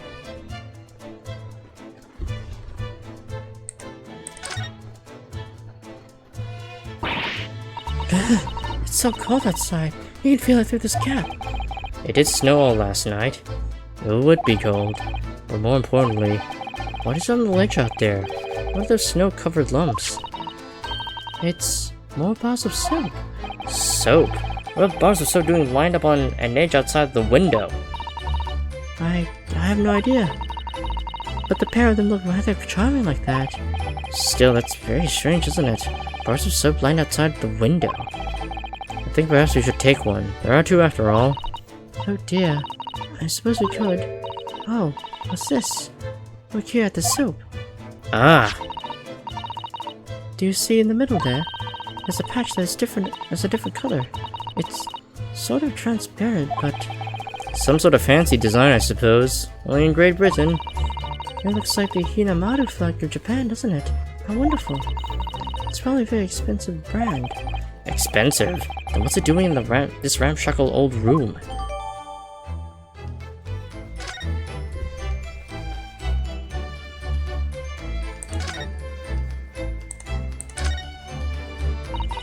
This is some sort of makeshift stage, I think, isn't it? Where does the audience sit, though? For the nightly Shakespeare performances? Actors aspiring to the great stage must practice their art, Mr. Naruto, with or without an audience. In fact, on a related note, perhaps you should set up a mock bench for the defense in your office. What? Then you can practice your art every single day. I'll think about it. If you promise to don a beard and play the role of the judge. Well, if it will help you achieve your goal. This I have to see.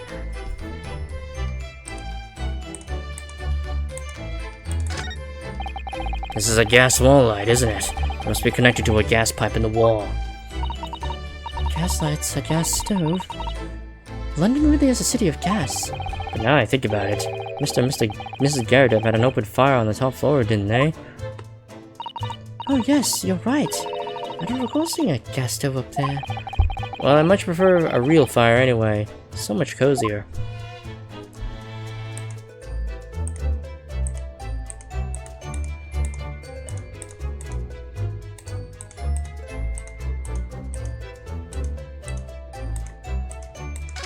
Oh no! Ah. Yeah, it's fine. Oh, what do we have here? What's this? It looks like part of an envelope, I think. Yes, I think you may be right. Perhaps it was torn off when the letter was opened. Is that significant? Well, it's a little out of place, perhaps. When you look around the room, there's no sign of a letter, or the rest of the envelope, in fact, is there? Ah, she's right. And yet we have the torn off end of an envelope. It just strikes me as unusual. I agree. We better take this just in case.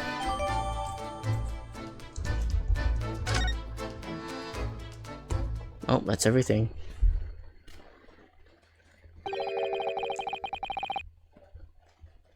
Looks like you're having Is that Gregson? looks like you're having a good snoop around, eh? Yeah, Gregson. Inspector Gregson! Back so soon? After I threw that little Japanese fella out in the clink, I went and reported this to the investigation division. In 5 minutes' time, this place will be cordoned off by the yard. Oh, I see. Well, we better get leaving then. Better be leaving then. Oh, Mr. Natsume must be feeling very low, being back in the cell again so soon. I'm sure we should probably go and... Oh. What's wrong, Mr. Naruhodo?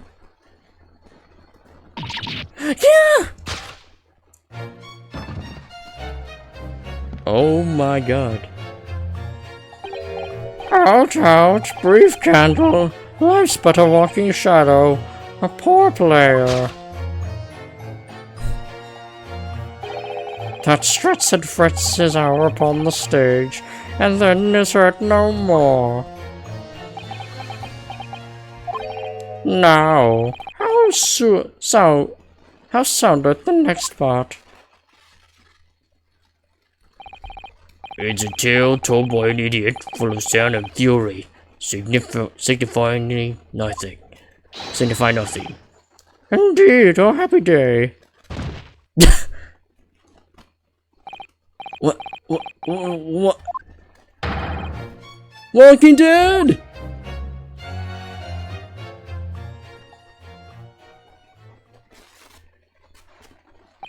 The fella's dead at all?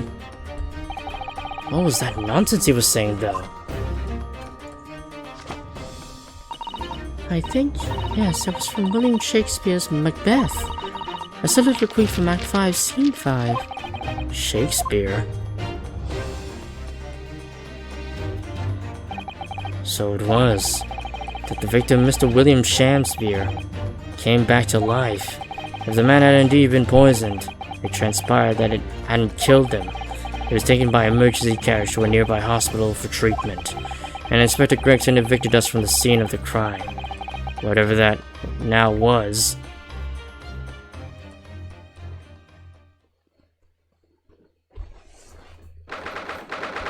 February, Briar Road. Whatever you think will happen now? Good question. What a strange situation with Mr. Natsume. Arrested for murder, and then the victim comes back to life. I think perhaps the victim was never dead in the first place. It seems very likely that Mr. Shouser did consume poison, as we deduce. But it was an accident, attempted suicide, or attempted murder? Until the truth can be established, I imagine the police will keep Mr. Natsume in custody. I suppose so. Let's hope it doesn't come to anything more than a night in the cells. Oh, what's this? What's that man doing over there? It looks like he's trying to see into Saseki-san's lodgings. Is something wrong, Mr. Naruhodo? Excuse me, could we have a word?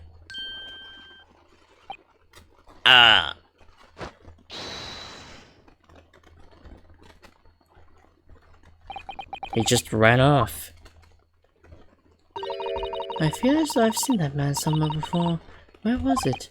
I do too, but I don't remember. Yeah, that was in one of the previous cases.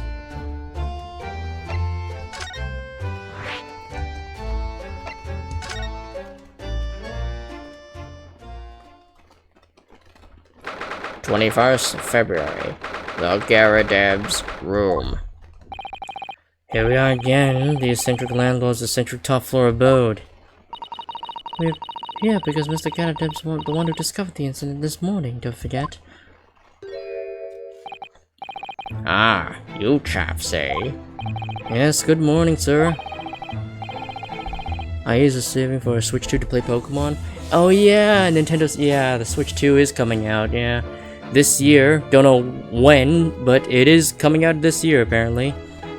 And Pokemon ZA. And on my end, well, I don't think I intend to get a Switch at all. I don't even have a Switch myself.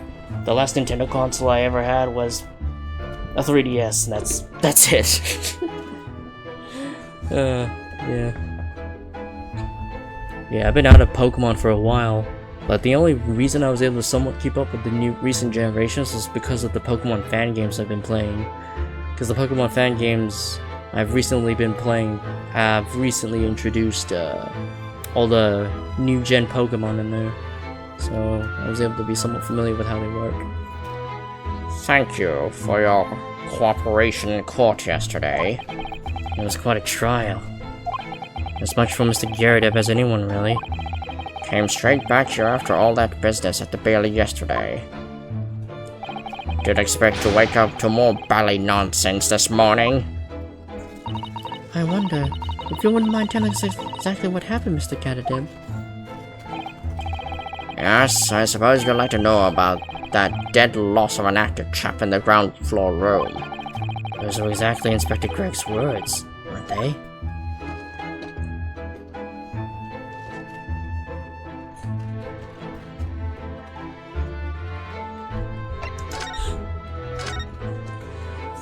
It must have been a real shock for you this morning. I hear that you discovered what had happened. Ah, well, that hopeless active chap rises at 5 o'clock sharp every morning without fail. But at 5:30 this morning, he still hadn't lit the gas. So I went down and knocked on his door, but no bally answer. And that's why you broke into his room, by kicking down the door? Well, I called on that rum-looking Japanese chap to do the grunt work, of course. Wasn't it a little premature to kick the door down? The man could have just overstepped by half an hour. That's very true, Mr. Naruhodo. If 30 minutes of sleeping warranted such behavior, I'd have to kick your door down every morning. Well, you know, better to be safe than sorry and all that. Is it just me, or is he avoiding our gaze now all of a sudden? Except that it was a sorry situation that you found on the far side of the door.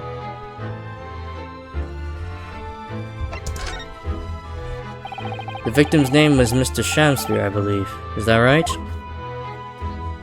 Yes, William Shamspear. Took the ground floor room 3 months ago now. And how would you describe him? In a word, destitute. Destitute? Well, let's face it, the only redeeming feature of that room is the cheap rent. Anyone wanting to live in a place like this is either broke or has a bally screw loose. So I had to choose which category Saseki-san would fall into. Mr. Naruhodo, that's a little rude. He was doing research as well. Research? Into what? Shakespeare, of course. Shakespeare! Read a few plays of the old bard myself, you know. Romeo and Hamlet and all that. You mean Romeo and Juliet? Yes. William Shakespeare is England's most highly regarded classical playwright and author. He's known as Saul in Japanese, as you know, and many of his works have already been translated. It seems incredible that Shakespeare was shortened to Sal, though. Someone was too heavy-handed there. There were a lot of costumes in the victim's room, actually, weren't there? Of course, Mr. Natsume is a scholar of English literature as well. I imagine he and Mr. Shamspear would have much in common. Shakespeare interpretation disagreement leads to shocking murder. Let's hope it's not that. Mr. Naruhodo, really? How rude. Oh yeah, and yeah, because I was wondering how Yeah, because I'm still wondering how the hell was Susato able to read my character's mind? But it turns out that I missed a little detail from the previous games that sometimes Naruhodo actually says his thoughts out loud or in a whisper, and Susato just hears these whispers coming from him, so that's how she's able to quote-unquote read his mind, because he's been he's been voicing out his thoughts. Yeah. After Mr. Natsume's trial yesterday, you came straight back here, I believe. Did you? Did you notice anything strange between then and this morning? Well now, must have been about 6 in the evening by the time I got home. Snow was coming down rather heavily as I remember, and was completely dark already. The failed actor chap was out at the time. Mr. Garrett noticed there was no light from his room or something, I suppose. Couldn't summon the energy for anything much, so I just sat in front of the fire up here. It was after 8 before Shamspear got back. After the chap was up until past 1 in the morning, I'll have you know. Suppose he met his end sometime after that. I was asleep by then, so I'm rather in the dark there. Well, thank you. That was very illuminating. Is everything alright, Mrs. Sato? Well, I was just thinking it's a little strange, that's all. Mr. Garadeb, you were up here in your room all evening, if I've understood correctly. Not a big fan of stairs, not with this blasted lay. Then, how is it that you seem to know? The precise movements of your tenant on the ground floor, I mean. Ah! That's a very good point. I can't imagine that you would hear noises from the ground floor all the way up here. Does this old man like to spy on his tenants? Is that it? I say, I know what you're thinking, and it's valley outrage. I'm ex-military, don't you know? I don't go around spying on my tenants. Why would I? Then how did you know, Mr. Garadeb? It's the gas, woman. The gas tells me everything. The gas? What on earth do you mean, sir? How can the gas tell you anything, let alone everything? Well, as you're probably aware, the gas is supplied to the building by pipes. Yes, I've more or less worked that out. Every room in the building is connected by a single pipe of gas in the main outside, and the gas company supplies gas to properties via the main. Yes, I understand that too. Let me see if I can explain. Let's say I was to light the gas lamps up here. What do you suppose would happen? Well, obviously the room would get brighter. Exactly, but at the same time, the lights in all the other rooms of the house would dim for a moment. What? They dim? Why? Perhaps it's because when you light a gas lamp, it briefly uses more gas than usual, and it reduces the amount of gas in the pipes for the other lamps that are connected to it. That might explain why the other lamps dim momentarily, mustn't it? Yes, of course, because everything's connected to a single supply pipe. Is that supposed to happen, though? It sounds rather undesirable. Surely good point. Fact is, the gas company's pipes in these parts are pretty hopeless, long worn out, and barely got any gas in them to start with. Opposite is also true, of course. You extinguish the lamps up here and they glow brighter in the rest of the house. Ah, right, I see. So by watching the flickering of the lamps in one room, you can determine what's happening elsewhere. You've got it. Oh, of course, because when people come back home in the evening, and before they go to sleep at night, what they're guaranteed to do is either light or put out their lamps and fires. Clever. In point of the fact, the room on the ground floor and the one above it uses slightly different amounts of gas. By watching the lights in here closely, I can work out almost exactly what's going on in the whole house. Gosh, that's fascinating, Mr. Garadeb. It's absolutely fascinating. Oh well, nothing to it really. And I can't really see that it's going to help us with the case either. What I'd like to know is why Mr. Garadeb is so interested in what his tenants are up to in the first place. I feel like there's more to it than idle curiosity. Well, we've done as much investigating here as we can, I think. Perhaps we ought to go to the prison and speak with Mr. Natsume again. A good idea.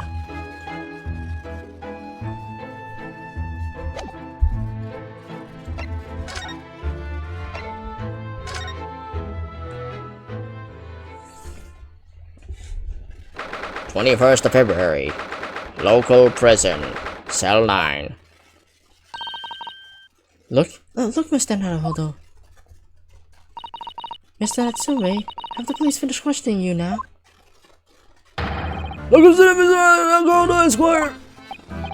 Oh, yes? What is it? Tell me! Is he a ghost? Is he to haunt me? Let me guess. You're talking about Mr. Sholmes? He actually calls himself a great detective, Mr. Natsume, not a ghost. But his diabolic deductions are not of this world. They've left me. Cursed! I'm cursed, I tell you! Well, that sort of hurts. Credit where credit is due, Mr. Naruhodo. You were heavily involved in the deduction too. Yes, moving on. We have some wonderful news. Oh? The victim that we all thought was dead has come back to life again. Now, in the absolutely worst case, you could only be tried for attempted murder. That's great, isn't it, Mr. Natsume? It's terrible! Oh, I'm stuck in a cell, suffering for something wrong in this thing. On the stick. You did it, didn't you? Confess, you're a killer. Why the mustache? Constant questions. I'm sorry to hear that. Ah, that selfish shyster. Make up your mind. Are you dead or alive? If you were going back to life, why bother dying? Wickedly wishy-washy, William. Well, it seems likely that Mr. Shamsphere was never actually dead in the first place. Ah, yes, that might make sense. And I'm pleased that he's alive, of course. A lively debate last night was much fun. I'd be sad to think it was our last. oh, Oops! Mr. Natsume? Does this mean that you did see the victim last night? You met with Mr. Shamsphere, didn't you? I don't see another word! I don't have a lawyer present! Who do you think I am? Please, Mr. Natsume, we need to hear your side of the story. Why am I cursed like this?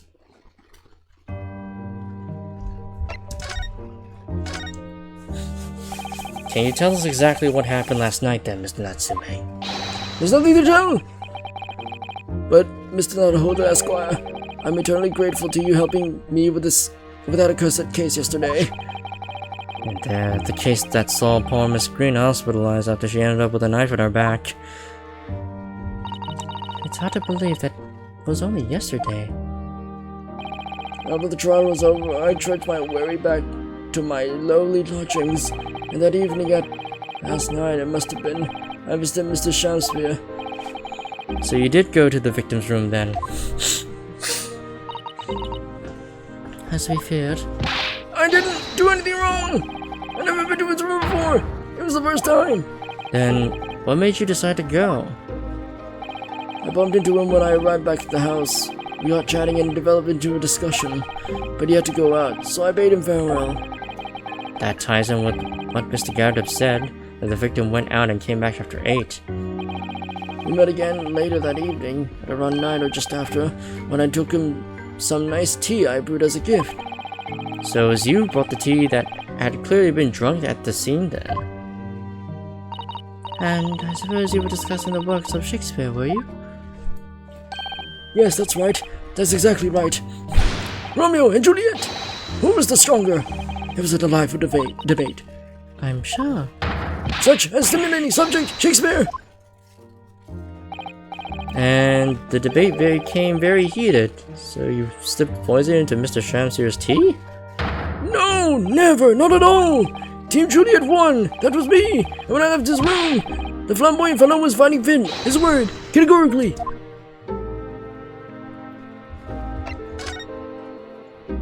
Mr. Natsume, you often say the same thing about yourself, I've noticed. That you have a cursed existence? I'm sure I mentioned this to you before, but I've been here in Great Britain for a year now, and in that time I've learned there's no place for me. It can be very trying to live in a foreign land and adapt to the ways of another culture. There are foreigners everywhere I look, and they all stare at me. They all laughed.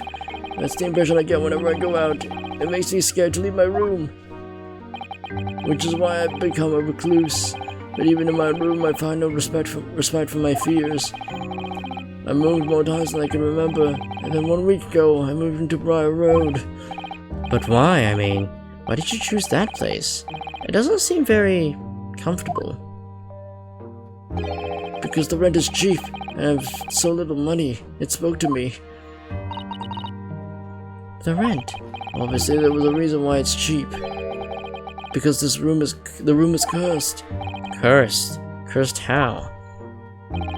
The previous occupant, the man who lived there before I took the room, died there. Oh no. He was only a young man, but one morning he was found dead and no one could explain why. Surely no one will want to live in a room with a history like that. I didn't. When the letting agent recommended the place, I wavered. But I want books, and books cost money. A horrible history is a small price to pay. When I realized it would mean I could buy more books, I signed the lease like lightning. Brave or blinkered? After I moved in, I soon came to realize what I'd done.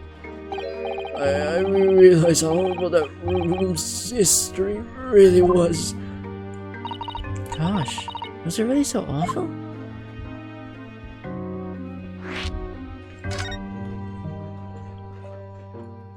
How did the room's horrible history affect you, Mr. Natsume? What happened? At first, it was just a feeling. The feeling of beady eyes boring into my back, watching me. Do you think that might have something to do with your mind playing tricks on you? No, my mind doesn't know any tricks. It was someone else. It's been one long nightmare ever since I was given keys to the place. A nightmare? You've been having bad dreams, you mean? All the souls who died in that room lean over me in my sleep and try to strangle me! That really is horrible. And now I come to think of it, it happened again last night too. The very same night that Mr. Shamsu was writhing in agony from the poison in his body. I was on the verge of being suffocated silently by those miserable spirits in my room! You must move out of that room as soon as possible. Yes, you're right, I know it. That's why. I'm only searching for the next room with a history to call home. I think perhaps you should try to avoid accommodation with any kind of history at all. Otherwise, I'm scared that you yourself may become history. Ugh, Sao-san knows how to make them man listen. Of course. Mr. Lord of the Manor is worried about the curse on my room as well. You mean Mr. Garrett? Yes, he knows that if people keep dying there, he'll never be able to rent it out again. Well, that's true. I, for one, wouldn't go near that place. Ah, perhaps. That may explain why the landlord pays so much attention to the gas lamps and his tense movements. You mean, because he's worried about their well-being? He does seem to have an unusually keen interest in the amount of gas in the pipes. There must be a reason why he keeps such a close tabs on the occupants of his let rooms. What do you mean, he pays so much attention to the gas lamps? Oh dear, no. It's nothing to do with you, Mr. Natsume. Please, forget I said anything. Oh, now you're talking about me behind my back as well. What's important is that Mr. Shamsphere isn't in fact dead at all. Once he's come around, he's able to tell us what happened, we'll be able to get you released. Yes, please. Oh, I do hope you're right. Excuse me. Inspector Gregson. I couldn't help overhearing what you just said. On that note, I have some good news and some bad news. Oh. Which do you want first? Always, every time, the bad news comes first. When hope is all you have, hold on to it. That's my guiding principle. Right, well, in that case, the good news it is. Huh? Sorry, but it's just a lot easier to explain everything that way. Then why do you ask for me and my preference? As you might have heard, the victim, Mr. Shamsphere, was just unconscious. He's come around now. Yes, we saw it happen in all its terrifying glory. He's still being treated by the doctors, but we managed to get a written statement from him already. Oh, isn't that wonderful, Mr. Natsume? Oh, thank goodness. It's all over then. I can leave the somber cell. Sorry, no, that's not on the cards. What? Why have a not, Inspector? Mr. Chancery has implicated someone as being responsible for what happened last night. Implicated someone? Oh dear. You don't mean... I'm sorry to say I do, yes. He pointed the finger at you, Mr. Natsume. Ah! By sweet poison did he seek you to end my life. That wickedest caitiff, Soseki Natsume. No. So if you'll be appearing in court as planned, you'll be warned to make the necessary preparations. No! And that's how the second case began. And so, once again, Soseki-san found himself having to take the dock in the Old Bailey. Whether his room was haunted or whether he was just terribly unlucky, I knew I had no choice. The following day, I would represent him in court, and do my utmost to break the curse that blighted him. To be continued? Yeah, there we go.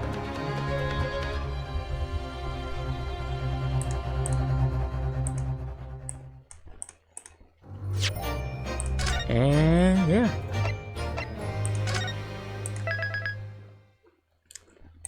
And with that, I'll end stream here. Thank you all for watching and see you in the next stream.